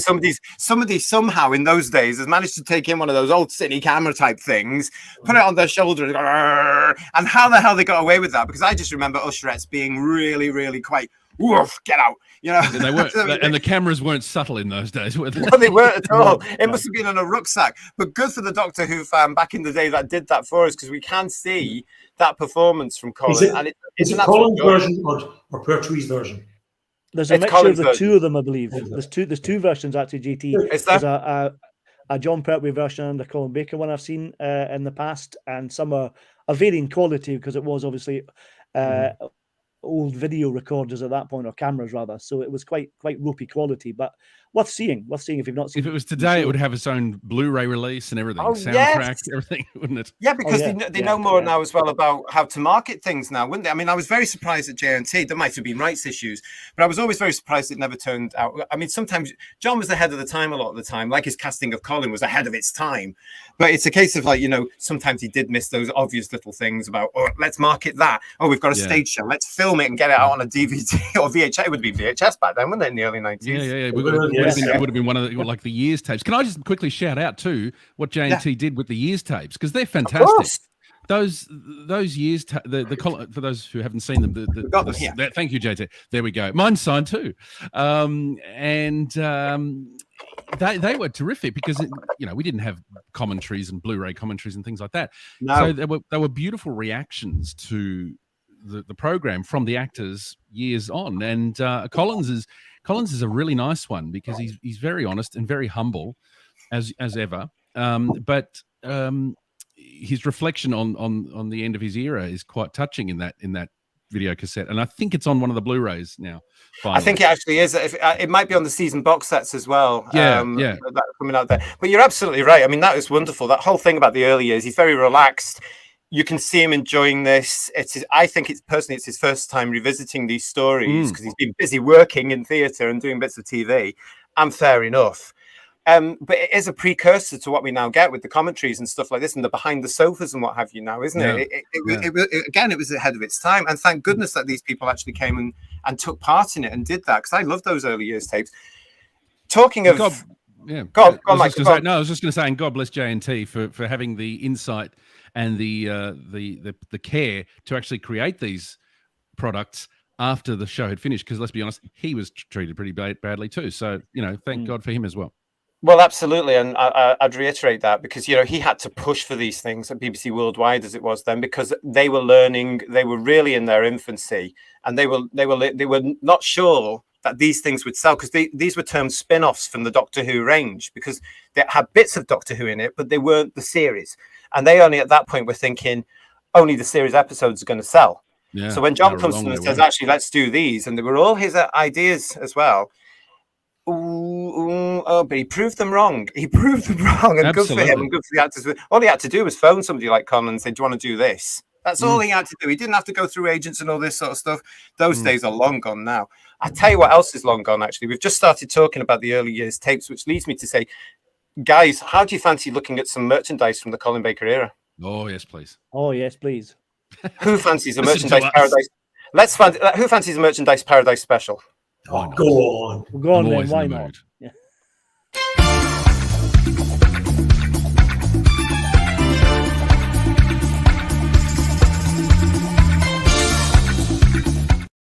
Yeah, it is a merchandise paradise special, and I thought it would be fun in this birthday treat show to celebrate Colin's 80th, and I'm sure he won't mind me saying that because he's still looking really good, I think, for that age. I thought it would be nice to look at some of the stuff. So Colin obviously came into Doctor Who in 1984. He was there till 86, and into a sort of hangover into 1987 as well. And I thought it would be fun to look at some of the merchandise that was around bearing the legend that is Mr. Baker. So, of course, we're going to start with the first thing that came along, to be quite honest, was the rebranding of the theme tune single, which is on the left-hand side here. Now, this was a retail price of around about 75 pence, guys. I got mine. Goodness. I got mine from Boots the Chemist. You bought a packet green. Did you have a prescription for it? This was look how enigmatic the man himself is looking there. But this was the third reiteration of the Peter Howell music. Of course, we'd had the Tom cover, which was changed the year after for the Peter Davison cover. And then as soon as it's announced that Colin's there and we've got his publicity pictures, it comes out again. So this was released in 1984. What you can see on the right-hand side of the screen there was the version that came later on from Dominic Glynn. And this was the 12-inch holographic screen. Now, if you look at that, that's how it looks. That's my copy. Now, that hologram is nothing like we get today. It makes me laugh. At the time, it was fun, but you did have to shake it around like this to see the holographic effect. I bought the cassette of that, but it still came with the LP cover, and the cassette was wedged in the back. And I remember staring at that hologram in wonder. I thought it was fantastic, and they were the fine art castings, weren't they? They were iconic of the day as well. They absolutely were. We're going to talk about them in a minute, so I'm glad you've mentioned. Sorry, I jumped ahead. But it's fine. But that's the first thing there. So staying with the records, not only did we get the rebrand of the theme tune from Peter Howell in 1986, as I say, was the Dominic Glynn version, which came out on that 12-inch there. But in between that, sandwiched in that, was the sequel that we all had to have. It was Doctor Who: The Music Volume 2. Love it. Absolutely. So this included things like the soundtracks from Jonathan Gibbs, Peter Howell, Malcolm Clark. It went from Warriors of the Deep, The Awakening, Resurrection. It was basically season 21, wasn't it? Did any of you guys get this? I did, absolutely. Yes. But I don't think Twin Dilemma was on there, was it? No, the Twin Dilemma wasn't on there at the time. No. I remember being really cheesed off because by the time I got it, Colin was the Doctor. But yeah, I love those albums. It's a shame, really, because the Twin Dilemma score is gorgeous. Yeah, Malcolm Clark, wasn't it? Yeah, and you've got some lovely themes in it. It's one story we don't always go back to as fans. We don't go back, but when you do watch it again, you remember the score immediately, and it's a shame it wasn't on that particular track. Is it almost harpsichord like? Is it that what we're saying? Is that you've got those elements? Yeah, it's designed to be so different, isn't it, from what's gone before, to emphasise the change, and it works. It's one of the few things about Twin Dilemma, along with Colin, that does work. He's not going to let it go, people. What we also had there while Colin was the Doctor is the infamous World Distributor Annuals were still going at that point, and we got the 1985 and the 1986 annuals. So the 21st anniversary year issue, as you can see, they're branded, that's the 1985 annual. The book that's on the right, which some of us have got behind us as well tonight on the show, the Journey Through Time book, was actually the sequel, if you like, to a book that was produced in 1981, which was based around the 5 Faces of Doctor Who. And it was a compilation of stories from 1960s and 70s annuals. So what this one was, of course, it was just updated to include Peter Davison and Colin Baker with stories from their annuals. It is a basic reprint. It's got the same stuff as the first one had, but just made room and Peter and Colin's stories edged into it. However, it was exclusive in this country, believe it or not, to from W.H. Allen to W.H. Smith, and that's where you could get that second volume. Now, it didn't sell as well as the first volume, so you can still find it around today in some collectors or vintage market halls. So keep an eye out for it. It's not a huge price as well, but you can get it if you're interested in something which has got the first six. Yeah. I was going to say, I've never seen that second volume there. I've got the annual. The Journey Through Time. Yeah, I've never seen that one. Well, that's the British cover. Foreign distribution, it was a sort of pinky cover with the TARDIS on it. So if you get that's what you might see abroad. Yeah. Right. It was actually, looking at it now from a branding point of view, that's a nightmare because, of course, a lot of people saw the cover and mistakenly thought they already had the annual. And I think that's one of the reasons it didn't sell. Yeah. It's got the same cover. Easy to look past, yeah, and they missed the trick by not having all 6 Doctors on the front like they did with the original one, having the 5. And I think the picture of Peter Davison was actually a sketch of Tristan from All Creatures Great and Small, because his input he'd been as the Doctor. But the missed the trick, I think. Yeah, I know the version. First of all, we're not including all the 6 Doctors on the cover. And secondly, you're right, JT, I'm sure that a lot of people thought that was looking on the shelves, that would have been just totally. I'm sure that's why it didn't sell the masses that it should have done, really, because it's even though it's a reprint, a lot of people wouldn't have had that original version. So to get an updated version makes common sense. To put the 2 missing Doctors in it by that point, incarnations 5 and 6, again, perfect sense. But I've seen it going on sale today, in the last few months for £3 in certain places. So they are still out there if you want to have a look. If you're interested, that's only like $200 Australian. That's a bargain. Yeah, it probably is. Yeah. I don't know about you guys, but when I was growing up, I loved summer specials and I loved winter specials from things like TV Comic and Look In, and Doctor Who Weekly and Doctor Who Monthly were no stranger to popping out a summer special and a winter special back in the day. And one of the best and most fondly remembered occurred during Colin Baker's era, because what we've got here is the Doctor Who merchandise special. Look at that, 95 pence. Now, for many of us, it wasn't bad, but for many of us, for years and years and years, this was the Bible. This was essential to have because it had lots of pictures of stuff that a lot of us may not have had or have only had seen or had lost.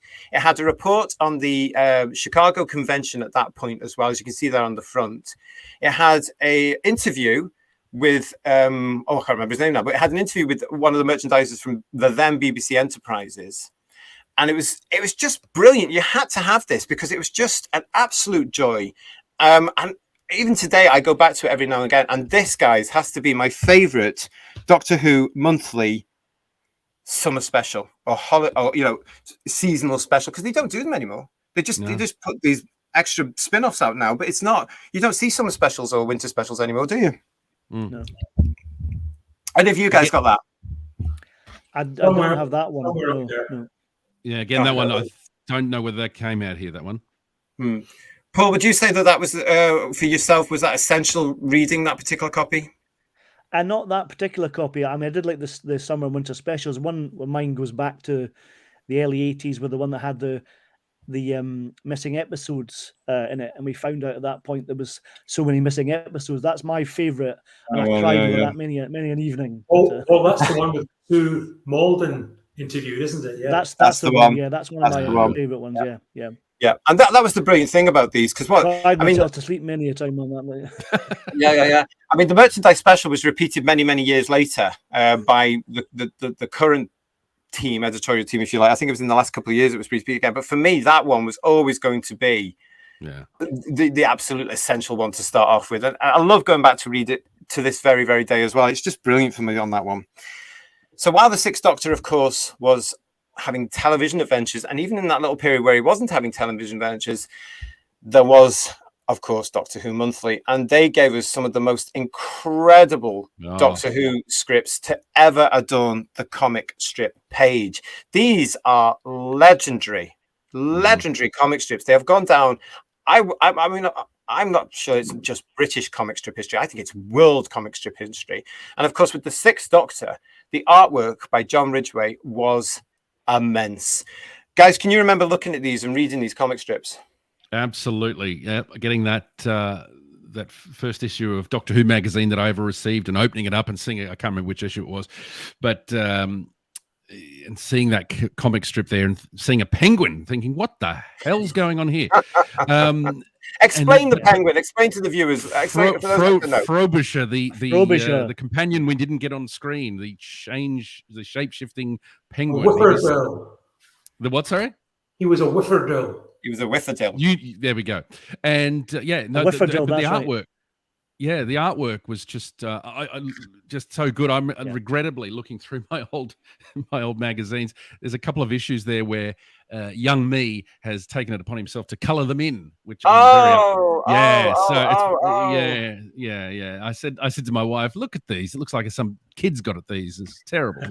It is amazing because, as you can see there, they did start to do it. So these are very early graphic novels for Doctor Who, and you can see they're quite thin, but they've got a lovely spine. And they did, of course, bring them out in color. There we go. There you go. Mine don't look as good as that. No.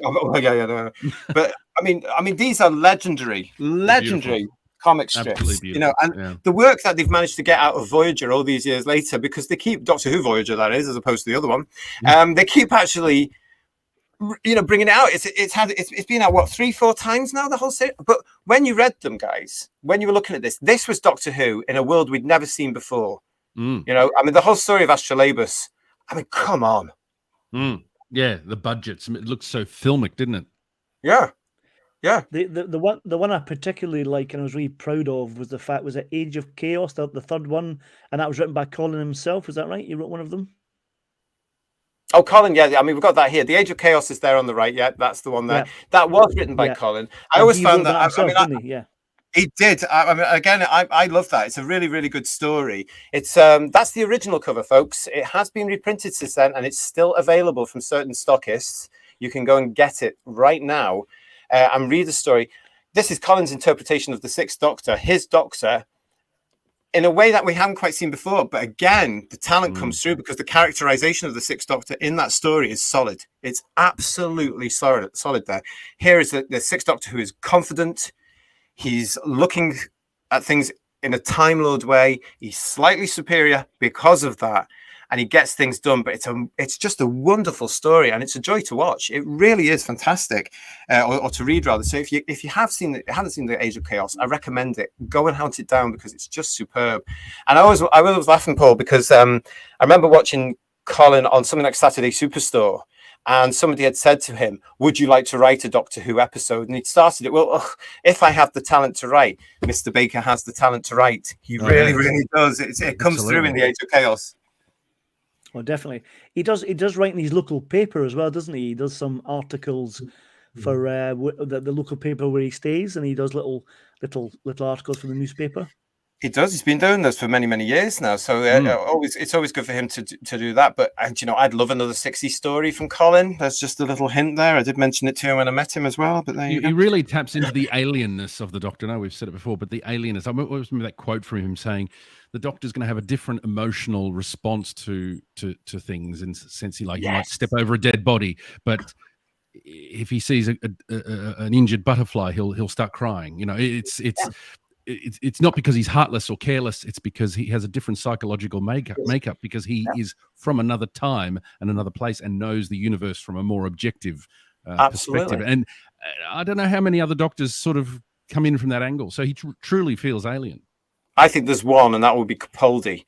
But yeah, again, it's Colin's ability to be able to say, well, this is an alien. He's not going to act like a human. He really ran that home as well, and good on him for doing that. Colin has come up with the best descriptions of the Doctor's MO. And he did that in the interview he did for 30 Years in the TARDIS, when he's talking about the Doctor playing the stranger that comes into town in the old westerns used to be, and he sets things, and it doesn't have to be, when he leaves town, it doesn't have to be good or beautiful, it just has to be right.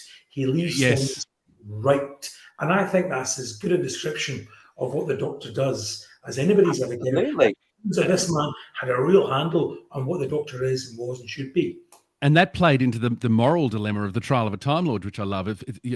Who's he to say what is right? And that opens up then fallibility within the Doctor's character. Like, who are you to say that what is right? Well, his speech, Colin's speech in Trial of the Time Lord, when he berates the Time Lords for being hypocritical, is my favourite moment with Colin, when he gives them a hard time about their interference and what happened to Peri and all that. It's fantastic. Great monologue. Do you know, out of that, there are only 3 Doctors, I think, that could get away with that sort of speech. Collins, and then Tom's and Capaldi's. They're the only 3 I could think of that could do it. But Collins is the one that delivers it with the force it has. The other 2 would be quite, I imagine Capaldi being aggressive to an extent, and Tom being dismissive. But Collins is passionate.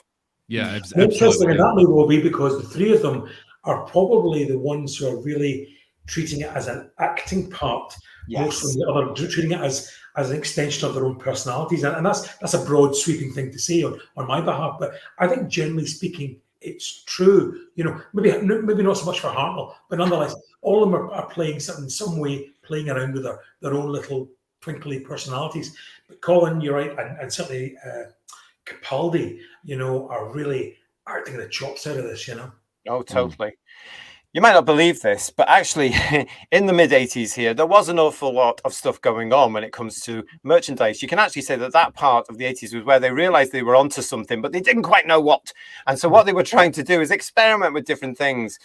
And we had, at that point, a wonderful artist come onto the scene called Andrew Skilleter, and he produced these. The calendar 1986 and 1987. Now, it's very hard to believe for any Doctor Who fans that have come into Doctor Who in the modern era, but there was a time where there were never any Doctor Who calendars to put on your wall. These were the first official Doctor Who calendars, and it was all artwork. So Andrew Skilleter, of course, had done VHS covers. He'd done the Target book covers.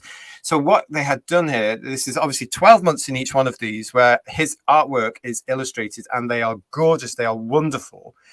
And it's either reprints from the Target novels or brand new at the time pieces. And I had to have these. I first saw these coming out through Doctor Who Monthly. And because we didn't have the internet there, folks, I had to have these. So I remember sending off my mother's check. Oops. And, just saying, right, okay, I have to have these. And I've still got them. They are still in the envelopes they came. They were in really hard cardboard, so the postman couldn't bend them. No matter how many times he tried to get them in, he had to ring the doorbell eventually because he couldn't get them through the letterbox. But this was essential merchandise. And this, I mean, come on. 86 and 87, they're adorning the man himself, Mr. Baker. These were essential purchases. Did you guys have these? I can't remember. I didn't. If I did, I probably used it as a calendar and for Oh long. dear, that's sacrilege. Sorry. How, using a calendar as a calendar? What I'm on still, earth? and after that, the Slipback admission, and now this one, and I'm still here. Still John, doing John. it. It's just absolutely shocking, this, isn't it? I didn't get them again because of availability, because of Australia, the distance. But Yeah. I was acutely aware of Andrew Skilleter's work. In fact, I used to pore over this book that featured his work so often, and these images in here, which are similar to the calendar. Yes. That particular image there, as a kid, I pored over that. I just thought it was just a stunning image, and I think there's still in some of these pieces of artwork, the Cybermen especially. I was obsessed with that image of the Cybermen, so much so that I can still see the trace marks from where I'm trying to draw. Oh, really? Oh my goodness, that's brilliant! I love that sort of stuff. Very well worn. Look at that. Yeah. I mean, that's the brilliant thing about this. But it is really, when you look at all the stuff that comes out today when it comes to the merchandise, you know, and you're looking at these things and you think, oh, it's an explosion, especially since 2005. There's an explosion. There's a calendar that comes out every year now, and I look at some of the quality of those things. No disrespect to anybody that's producing them, and they know who they are, but they're cheap and tacky, and they all follow the same format. So thank goodness that Mr. Skilleter is still around and has gone back into producing these calendars, because they're absolutely gorgeous. And releasing his material in a book. And exactly. And if you want to know more information about that, go and watch my usual Merchandise Paradise, which are on the channel. Thank you very much. But you've got all these, and I've got one here. One of these is special. The 1986 one, I've got signed by Colin. I'm absolutely thrilled by that. Back in the day, when one of the first meetings with him. That's brilliant. Now, guys, what has Andrew Skilleter? What has the calendars, Andrew Skilleter's calendars, and Panini got in common? Both printed on very good stock. Yes, but no. It's got this in common, because what came along in 1986 with the Golden Wonder crisps. This was huge, and what this was about is, as you can see in the Golden Wonder multi-packs, which are there on the bottom on the right there, you would get one of those comics. There were 6 to collect in Golden Wonder packets. And this was one of the rare times that Doctor Who met some sort of confectionery. It doesn't really happen that often, does it, when you think about it? But this one was I mean, I saw that advert on the left in Doctor Who Monthly. I'm never have been a big crisp eater. I don't really like them. But by God, my mum had to buy packs and packs and packs. And the result of that is all 6. There we go. Look at that. Are there. And what these were are reprints. You had to slice them down the side here, and they are reprints in mini form. Look at this! How cute is this? Lovely. Of the Doctor Who monthly comic strips, and they're all in colour. Yeah. These are little baby graphic novels, everybody. Well, look at them. They remind me a little bit of the He-Man Masters of the Universe ones that came with the action figures. That sort of size. Well, yeah. I mean, it's that sort of stuff, isn't it? I've got actually one of the original crisp packets here as well. Look how the branding works in a 1980s gorgeous way there. Oh, look at that. You know, it's absolutely fantastic. And what you had to do is you had to send 2 proofs of purchase to the Golden Wonder address with a check or postal order. Certain people of certain ages will remember what check or postal order is. My mother certainly did. For £2.95. For £2.95. What a bargain. I mean, that was just brilliant. You also got on these. Now, this is camp. And this is where I'm going to catch you out, guys. Because on the back of these, you got the Doctor's database. Which is basically a quiz. And so there's some nice little questions here as well. So it makes me laugh. Which Doctor wears a cat badge on his lapel? Ooh, that's a tough one. Yeah. This is a sign of the times. Where is the BBC Enterprises Doctor Who exhibition housed? Oh, Blackpool and Longleat. Just Longleat. It was Longleat because at that point, because Blackpool was gone, because Blackpool was closed. And actually, one of the last appearances at the original Blackpool exhibition was Colin and Nicola with JNT for the Children of Anything in '85. A few short months later, the thing had gone. Yeah. The Galactic Slug has appeared in 2 adventures with Doctor Number 6, Colin Baker. What was his name? This is not fair. It is 5:28 a.m. in Australia. I just want to point out once again. So this is very unfair, JT. That's exactly why I'm doing it. I'm having But they trouble remembering my name.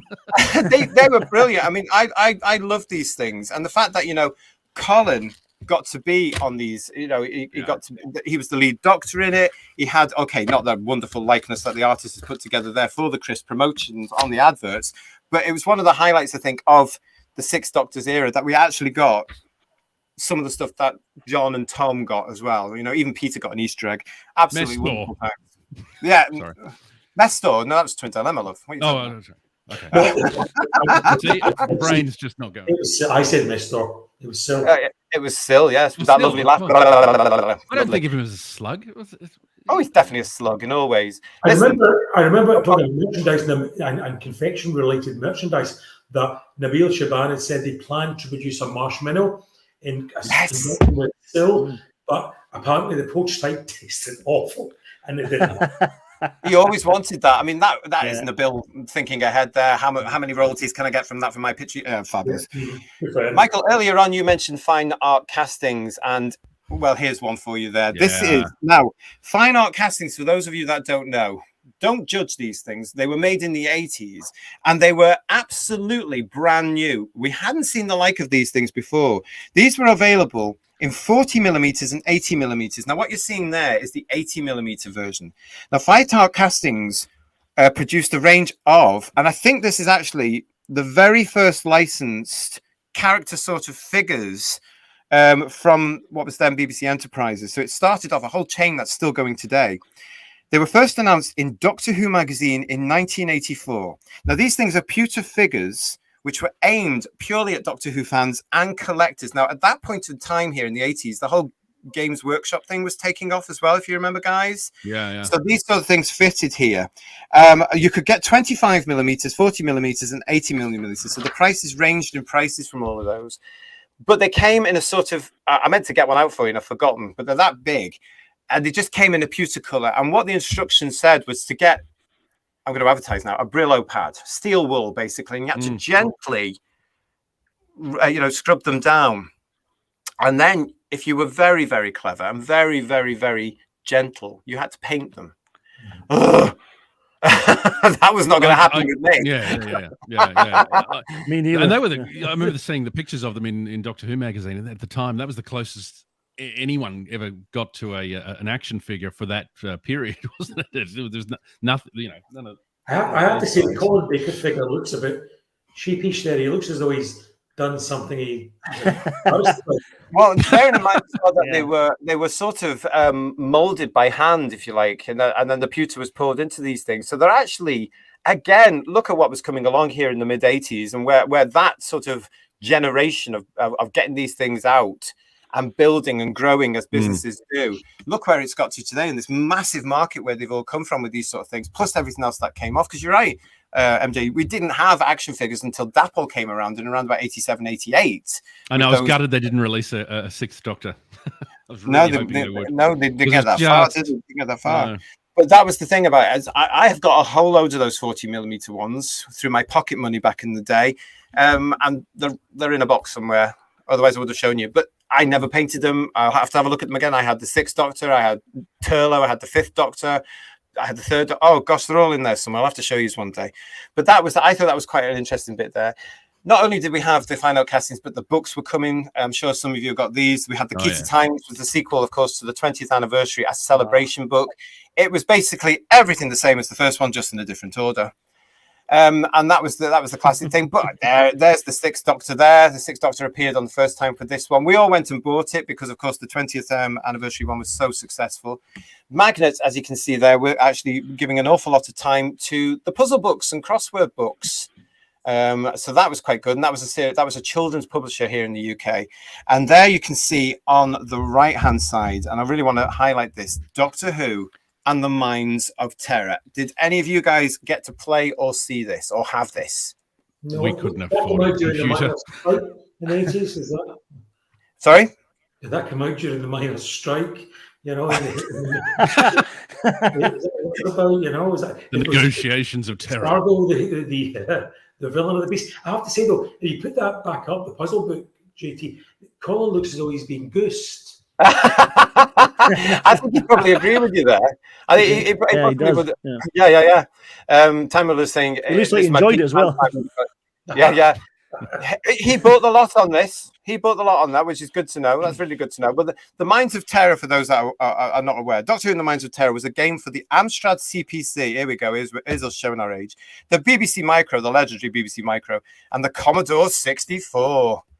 Can you remember that one? Goodness me, the Commodore 64. Now, this is important because it was released. It was also on the Amstrad CPC and C64. It was released in 1986. Bear that in mind. The game's play centers on the player's character of the Doctor in his 6th incarnation. That's why I wanted it included in this birthday show to Colin. So it's the 6th Doctor all the way through this game. His robotic you'll laugh at this. His robotic programmable, I can't say it, programmable cat Splinks. He has a robot cat in this because they couldn't get K9. So it's the Splinks. And the goal of the game is to halt the Master's production of Heatonite, retrieve the stolen plans for the Time Lords, and then return safely. Very 80s, very basic, because now it would be all screaming and dancing and there'll be a soundtrack to it and #1 hits and, released at midnight and all this sort of stuff. The game screen always had the player in the center of the screen, and depending on the direction of the movement, the entire screen scrolls horizontally, vertically, or diagonally. Remember those 80s? Oh my God, that's what you were doing there. The player can move freely, but can die in many ways. Monster attack, robot attack, too great a fall, a forced regeneration, lack of oxygen, and sharp spikes. Forced regeneration in 1986, that was on its way in the show. Very good. Enemies included patrolling robots that resembled the Daleks, but weren't the Daleks. However, the actual name and exact design of the Daleks was not used due to the rights of them being part owned by Terry Nation, whose estate, of course, said nah. But I just thought the Minds of Terror. Do you remember at the end of certain Doctor Who episodes here in the UK, they were pushing that? Yeah. I mean, yeah, and it got rave reviews at the time. I do have some of the reviews put away in the files here in the loft. I remember seeing videotapes, the continuities, and seeing those recordings of the announcer saying you can get more of the Doctor's adventures with this new computer game or whatever. Exactly, yeah, and people fell for it. But it was a growing market by that. Do you remember? I mean, I remember I missed the boat on computer games. I never really got in them, and I remember trying. I've got Destiny of the Daleks. I remember trying that when that came out. I vaguely remember seeing the Minds of Terror. I think in Woolies. I think it was Woolies on the shelf because we didn't have game-specific shops back there. And looking at it and thinking, how much? Because it was very expensive at the time. Yeah. So that wasn't going to happen at all. Even Father Christmas wasn't bringing me that one, gentlemen, I tell you. But there you go. I thought it might be interesting to have a look at that. Looking at that puzzle book there by Michael Holt, I don't know whether you did the UK, maybe you can help me. Did the UK ever get the Make Your Own Adventure books, which Michael Holt Yes, we did. Yes, because mine has got the ABC logo. That's why I wondered whether it was a Australian specific thing, but they were the. Thank you for showing that because I didn't put that. We had those out here. Yes, it was a limited run as well. The same covers. Now we had the same covers as you, obviously in Australia. Everywhere else they were different. They were more fantasy based. They were more fantasy based covers. And I was showing the logo, the ABC logo for. The ABC. Oh, there you go. See. Yeah, and we were talking about that on the breakfast show, weren't we? About the ABC. But it's a real case of like those things. Again, it was repeated years later with the David Tennant Doctor, where you had to go from page to page to page, and they were a good seller at the time, although I do see them now in charity shops. So you've got all that going on. But yeah, we had all these wonderful stories written. They were all written as well, Michael, by television authors, writers from the TV show. Pip and Jane, and most of them are there. So no, they did come out here as well, so that's brilliant. Can I ask a question, JT? Yeah, go ahead. See the puzzle books, are they the same range as the Nigel Robinson quiz books that came out roughly? No, the Nigel Robinson quiz books were actually belonged to Target. Oh, really? Were they? Right. Yeah, and Magnet came out. You might remember a sort of very small Discover series with the Peter Davison Doctor on, where he discovered dinosaurs, or he discovered magic, or he discovered it's that range. Right. Because Magnet were another children's division at the time, now swallowed up by God knows whom. I'm not too sure. One thing we didn't get a lot of, as we've spoken before about on Who's Views, we didn't get a lot of Radio Times covers. And 1983, of course, was the last time we got a cover for the anniversary for the 5 Doctors. And poor old Colin, of course, never got one. He got 3. There we go. The anniversaries, and I'm delighted by this because these are brilliant. These are the covers that Colin should have had back in the day for his stories. The first one, of course, was celebrating the 30th anniversary in Children in Need, which we won't talk about, with the Dimensions in Time, and there he is there. And then we got another one 10 years later for the 40th. And then we got another one 10 years later for the 50th. We're now celebrating not only Colin's 80th, but of course we are celebrating our beloved show's 60th anniversary. Radio Times, are you going to do it again? Are you going to give us a fourth Colin Baker cover? Yes, please. I'll have it. I won't say no. But isn't this just fantastic to see Colin where he should always have been, on the cover of the Radio Times? Absolutely. When I lived in the UK, I went to the Who shop and they were selling, they had some of those left. And I wasn't going to buy the 40th anniversary ones I'm talking about and the 30th. And I had to pick them up. And I chose, I wasn't going to get all of the 40, because the 40th was all the Doctors, obviously.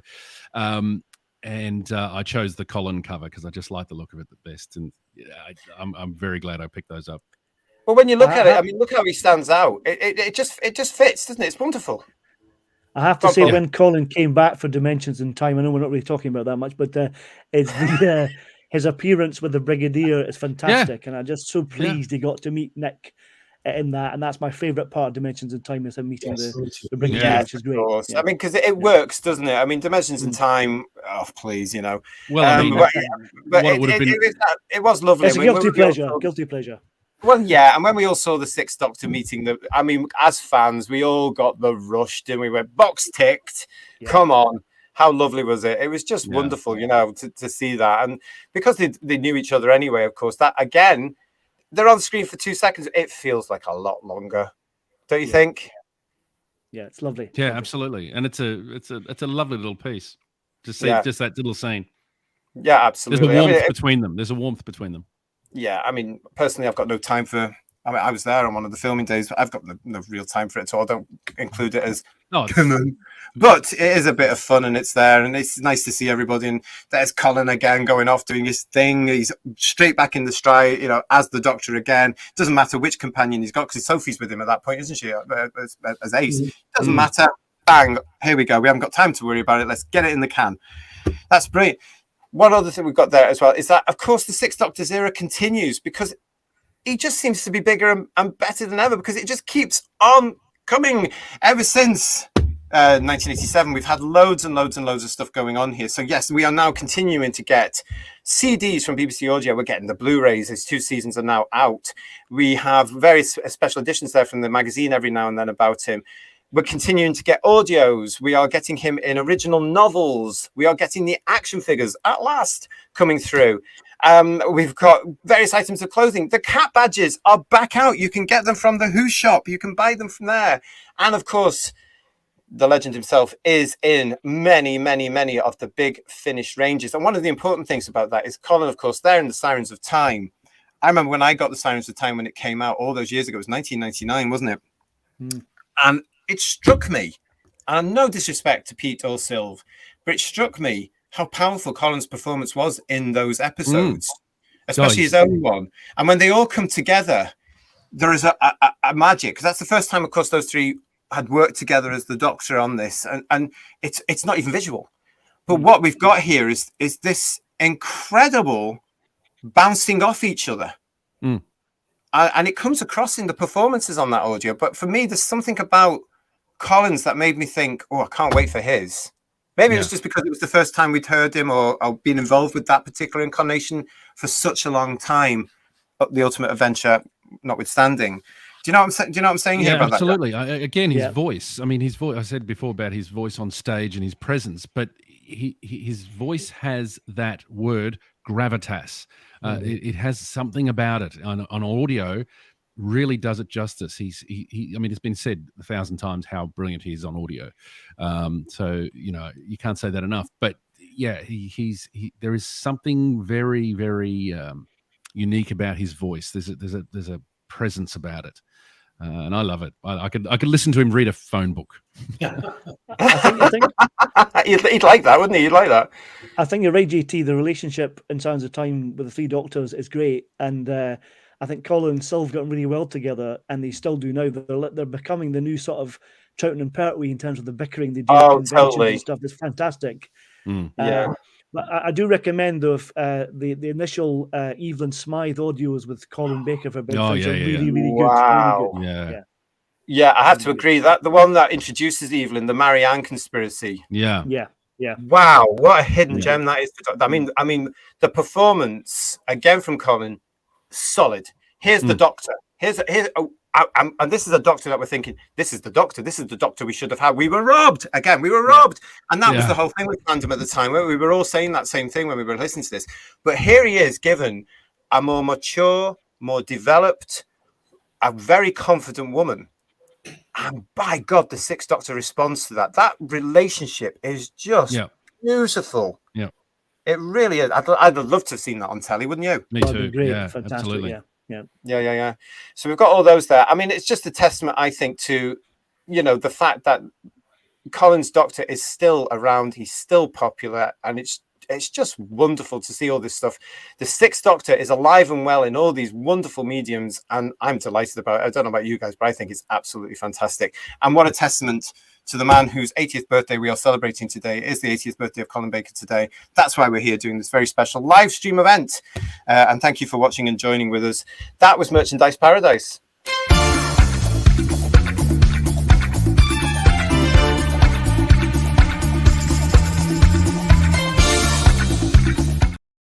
You are watching Hugh's Views. I hope you're enjoying the show. If you are, please give us a like and please subscribe and then tell your friends, because here we are. Here's the Whotastic panel. We are here. We do lots of reviews. We do discussion shows. We do a Sunday morning breakfast show. Go and have a look at our first one there. That's going to be monthly. And then occasionally, like with today, celebrating the man himself's 80th birthday. Happy birthday again, Colin. We love you. Happy birthday, Colin. Happy birthday, Colin. We're here. So please like and subscribe and tell us where we are. Also, we have our Facebook page, which is, strangely enough, Who's Views. Have you met the Doctor?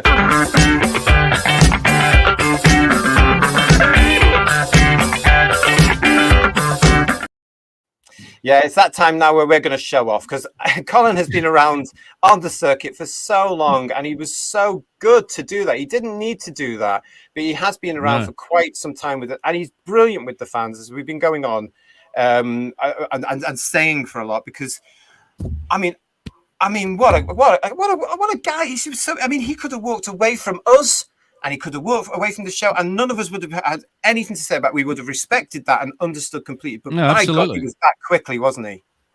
Oh, he was, yeah. Yeah, and we love that. And he's been around. I mentioned that he's the president of the Doctor Who Appreciation Society as well. So that's big on Colin too. But yes, especially in this anniversary year, it is an absolute joy to see Colin traveling the world and attending conventions all over the place. And I want to talk about that. So I'm right in saying that we've all met him here on the panel this evening, haven't we? Yeah. Yes. Yeah, that's great. So we are going to share some of our memories. If you're watching us live here and you've met Colin, please let us know. Give us a comment in the comments box. We're going to share this.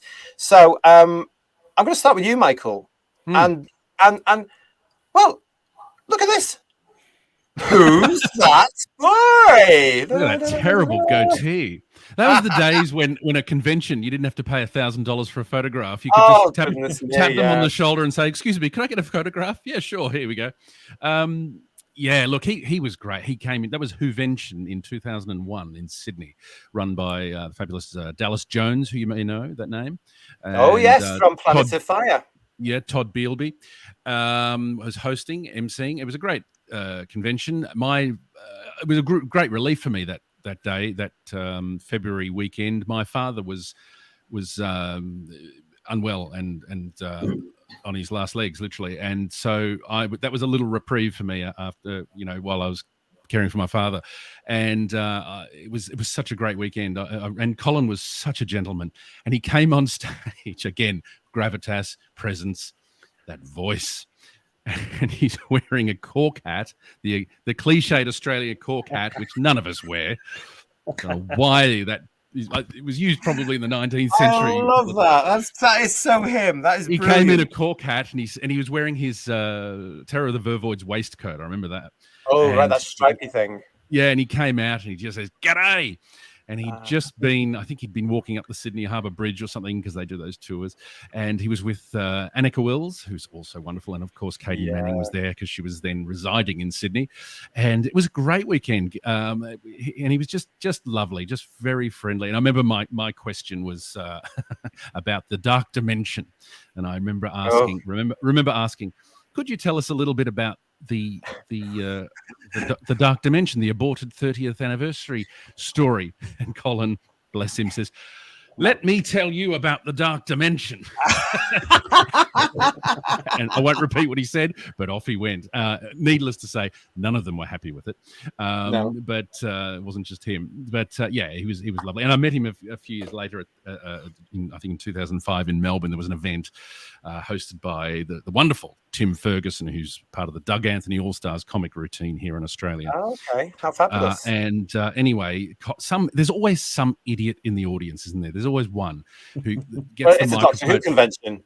Gets the someone hands him the Vox Pop microphone and says, "Oh, have you got a question?" And some fool pipes up with, "I just want to say Tom Baker is the best," which, no disrespect to Tom, obviously, but it was just cringeworthy. Anyway, it comes around to my question. I say, before I ask my question, I would just like to say, how good is the Sixth Doctor, everybody? And the whole room sort of applauded. Anyway, when I got my autograph, I said to him, "Oh, I was the advocate of the Sixth Doctor in the audience." He's written on my program, "To Michael, a man of taste." Do you know, he said something very, I wore this, and we'll come to my bit in a minute, but I wore this when I met him a few weeks ago. And I went up to say, "Hi, Mr. Baker, how are you doing? Nice to see you again." And he went, "A man with good taste there, because I'm just wearing this." I mean, you know, I knew that would work for him. That was brilliant. I love the fact that very warm, lovely. In your picture, that's the costume he wanted as the Doctor as well. So there he is, proving the point there that he can carry off that. Very smart, very smart. Wouldn't that have been an interesting incarnation with that costume? It would have suited his character and the dark bits of his character.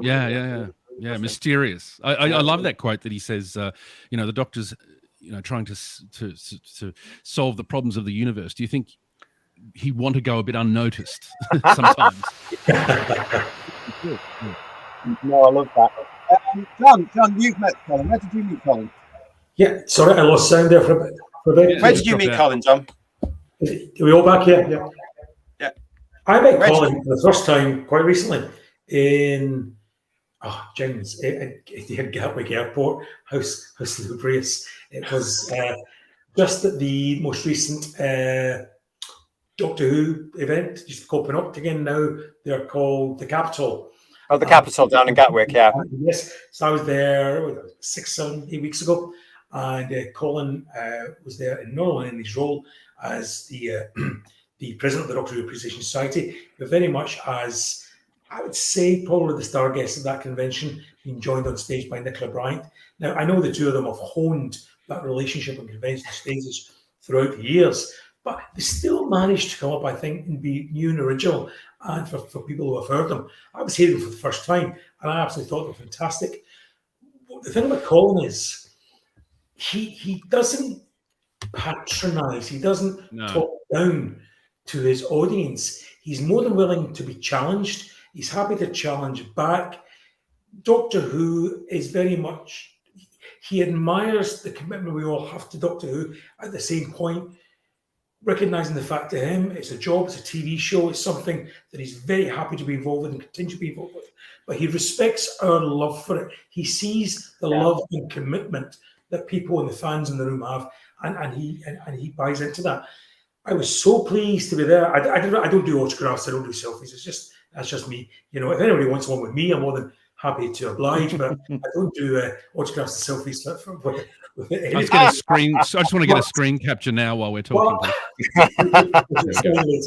But interestingly, I was so pleased to be here for that one because he had his Outstanding Achievement Award given to him. It was fantastic to see him presented with an award of that and just see the look in his eyes and how pleased, proud he was, because at the same point that Colin always says, he's aware of the fact that he's not everyone's favourite Doctor. There might only be a small minority of fans who rate him as a favourite Doctor, but he said something so true, and I agree with him entirely, that have your favourite Doctor by all means, but let's not have a list and have your least favourite. It's a very silly thing to do. Oh, absolutely. Absolutely. They're all somebody's favourite. I bring it back to what I said way back at the start of this. Having met the man, albeit briefly, having listened to the man in person, and having admired his work in Doctor Who, how lucky are we to have him? Because Oh, he's not only a great ambassador for this show, given the fact that everything works against him, he'd have every right to walk away. He didn't. Absolutely. More than anybody, he's embraced us. Oh, And totally. well, Yeah. thank you, Colin, from the bottom of Yeah. our fan hearts. Thank you. Yeah, thank you, Colin. Absolutely. If you're watching, which I'm sure you are. Well, Thank you. Absolutely. Thank you, Colin. he's wanting a selfie with me. You see, that's why. Yeah. Just before we come to you, Paul, with your experience of meeting Mr. Baker himself, I'd just like to say a big hello to Colin here, Colin Reboy, who says, thanks so much for this. Colin is not only such a wonderful actor, but a dear person as well. And that's what we're celebrating here. The fact that he, as we said, that he's still with us, he's around, and he is lovely, isn't he? He's fantastic. Yeah, lovely guy. And he makes me laugh an awful lot. Right. So, Paul, what's your experience of meeting the legend that is Colin Baker? Well, I've got a couple here. I want to tell one little story. You mentioned about 85 about Children in Need, the Blackpool, and Colin and Nicola and J&T doing that. I tried to go down there with a friend of mine. He booked the tickets to go down there and see them. And we got the bus from Edinburgh to Blackpool. But my friend, unfortunately, had mistimed the bus arriving. And we actually saw Colin and Nicola leave in a limousine as we got there. So we missed them. But the lovely people at the exhibition were kindly enough to let us try on some of the costumes, and we got dressed up as Cybermen and stuff like that. Played in the Dalek, had a great time. So it was a great memory, but we missed Colin. But I did see him, as I mentioned earlier. We went to see the Ultimate Adventure 4 times, and I met him a couple of times after. And like I said, the cast spoke to the audience because it was such a small crowd, and did a Q&A at the end of the show and after the curtain call, which is lovely. Colin was always funny, generous. He pretends to be quite cheeky, and he likes to take the mickey out of you sometimes, but he's really got a really warm heart. But my favourite time of meeting him was I saw him in Edinburgh at the King's Theatre in a production of Kind Hearts and Coronets with Robert Powell. And I don't know if you're aware of the film version. The film version had Dennis Price and Alec Guinness. Well, Colin Baker played the Alec Guinness parts. Oh, wow. 6 different parts. It was fantastic. Wow. A great performance, very, very funny. And I met Colin and Robert Powell in the pub afterwards for a pint, and they were really lovely. And Robert Powell sang Colin Baker's praise. He said how wonderful he was, a great mate, and he really enjoyed doing this tour he was doing with them. And it was a great performance. I met him afterwards, and he was really, really lovely. Lovely man. Great. Oh, these are really lovely stories. I love all this. I mean, the one thing about this, of course, is that with these actors, and especially with someone with Colin's gravitas and his experience, I mean, Colin is a fantastic, as you've illustrated, he's a fantastic performer on stage. The stage is his, and that comes out when you actually meet him at a convention, because he comes onto the stage and he's into the routine. He knows what he's doing. That's a sign of a true actor. It's a shame that Brendan can't join us tonight on the Whotastic panel, because he's having issues, because he lives in a part of the United Kingdom that hasn't yet discovered electricity properly. And they are struggling with that this evening. And I know he's there watching. He's not going to be happy with that comment, but there you go. Can't say anything. So what we've got here is that at the end of April, we were at the Invasion Blackpool convention, celebrating 60 years of a Time Lord over there in Blackpool. And Colin and Nicola were the leads. They were the stars of this show. And from the moment that Colin took to the stage, these are pictures that we've got from the show. But from the moment that Colin took to the stage, he was in his element. The reception from the invaders that were there at this was, I mean, it was deafening. It was absolutely fantastic. And, standing there with him, and I'll just explain, I was lucky enough on that day. There I am there with my co-host, Erica. We were there interviewing him. And I mean, wow. The reception he got, what can I tell you guys? The people at this event really restored my slightly wavering attitude to fandom, because it wasn't in any way false. Here was the Doctor. I introduced him as the Doctor, and he comes out, and we have these big sparklers that go off in front of him, and he's just like, wow. They hadn't looked. I'd asked them to see if they wanted to see the venue from behind the stage. No, we don't want to see it. So when they come out, they see all these people, 400 people, and they see all these people in this massive venue, and the smile on his face, you can see it there. I mean, it was just like, oh my goodness, this is as he's taking the audience. So appreciative. And some of my favorite pictures from the event are including these. I mean, look at the joy on Colin's face there. as he's taking questions from our audience. It was a very interactive show. You know, we made sure that the audience was involved as much as we possibly could. And as I say, it is a shame that Brendan's not with us, because he was actually pivotal in looking after Colin. Oh. And there he is. So once Colin came off stage, you know, he was in charge of looking after him. And I love this picture. You know, this is when Colin is meeting the fans. Obviously, you know, what's all there, and you know, but there's the Time Butler himself. There's the Brendan. You know, just being there for him, and it was just, you know, as he says that, he was so grateful and engaging. And he's also Brendan's put this comment here. Colin was dying to see Blackpool again, but wanted it to rekindle some of the old seaside and classic vibes. Sadly, he thought it had gone and it was lost to Blackpool now. I can sort of understand that was what was going on. Another thing here, he was so principled, prizing loyalty and manners in his anecdotes. If you told if those actors had been, yeah, well, yeah, that was the truth. And on the day himself, he was full of jokes and humour, and yet his shoulder was in pain. He had hearing aids, but what a trooper he was on the day. And absolutely. But when you see the joy, I mean, they were, honest to God, working with both Nicola and Colin was an absolute pleasure, and it was just wonderful to have them at Invasion Blackpool. I mean, I think these pictures here sum it up as well, as to how engaged they were with the audience and how they were listening to their audience. And it was just a thrill. It was an absolute thrill to have them there on the stage. It was wonderful. And then what happened is we actually extended the panel on Colin's insistence. I'm getting told at the side of the stage, wind up, because we've got to feed these actors. We've also got to get the audience fed. And we're very aware that they, you know, when they come to these things, they're on a tight time scale because they eventually have to get home at a certain time and all this sort of stuff, and the traffic and stuff like this. So we're working this. So I'm getting told, and then Colin just says, oh, it doesn't matter. More questions. And every single question that came through from the invaders was superb. Bang on the knuckle, especially from the little ones. I mean, who were still enough. There was the doctor.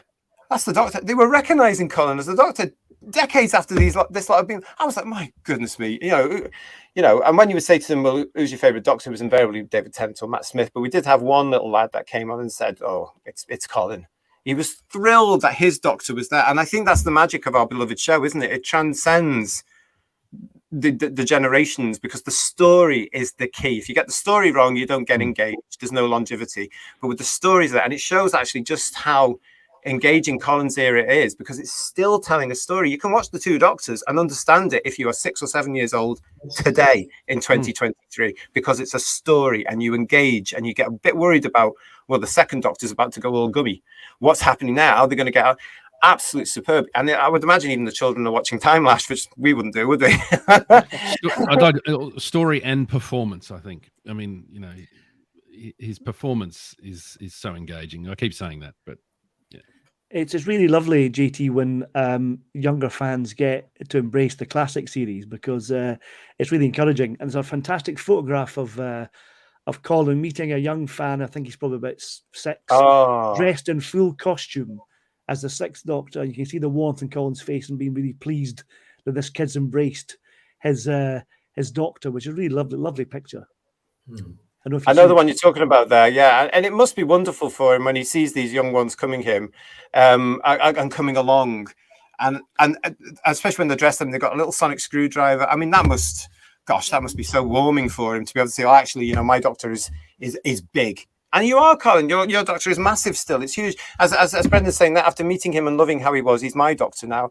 Yeah, I know exactly, you know, because he was a joy, wasn't he, mate? He was an absolute joy with us, and he was so lovely to have there. Oh my God, I love him to bits.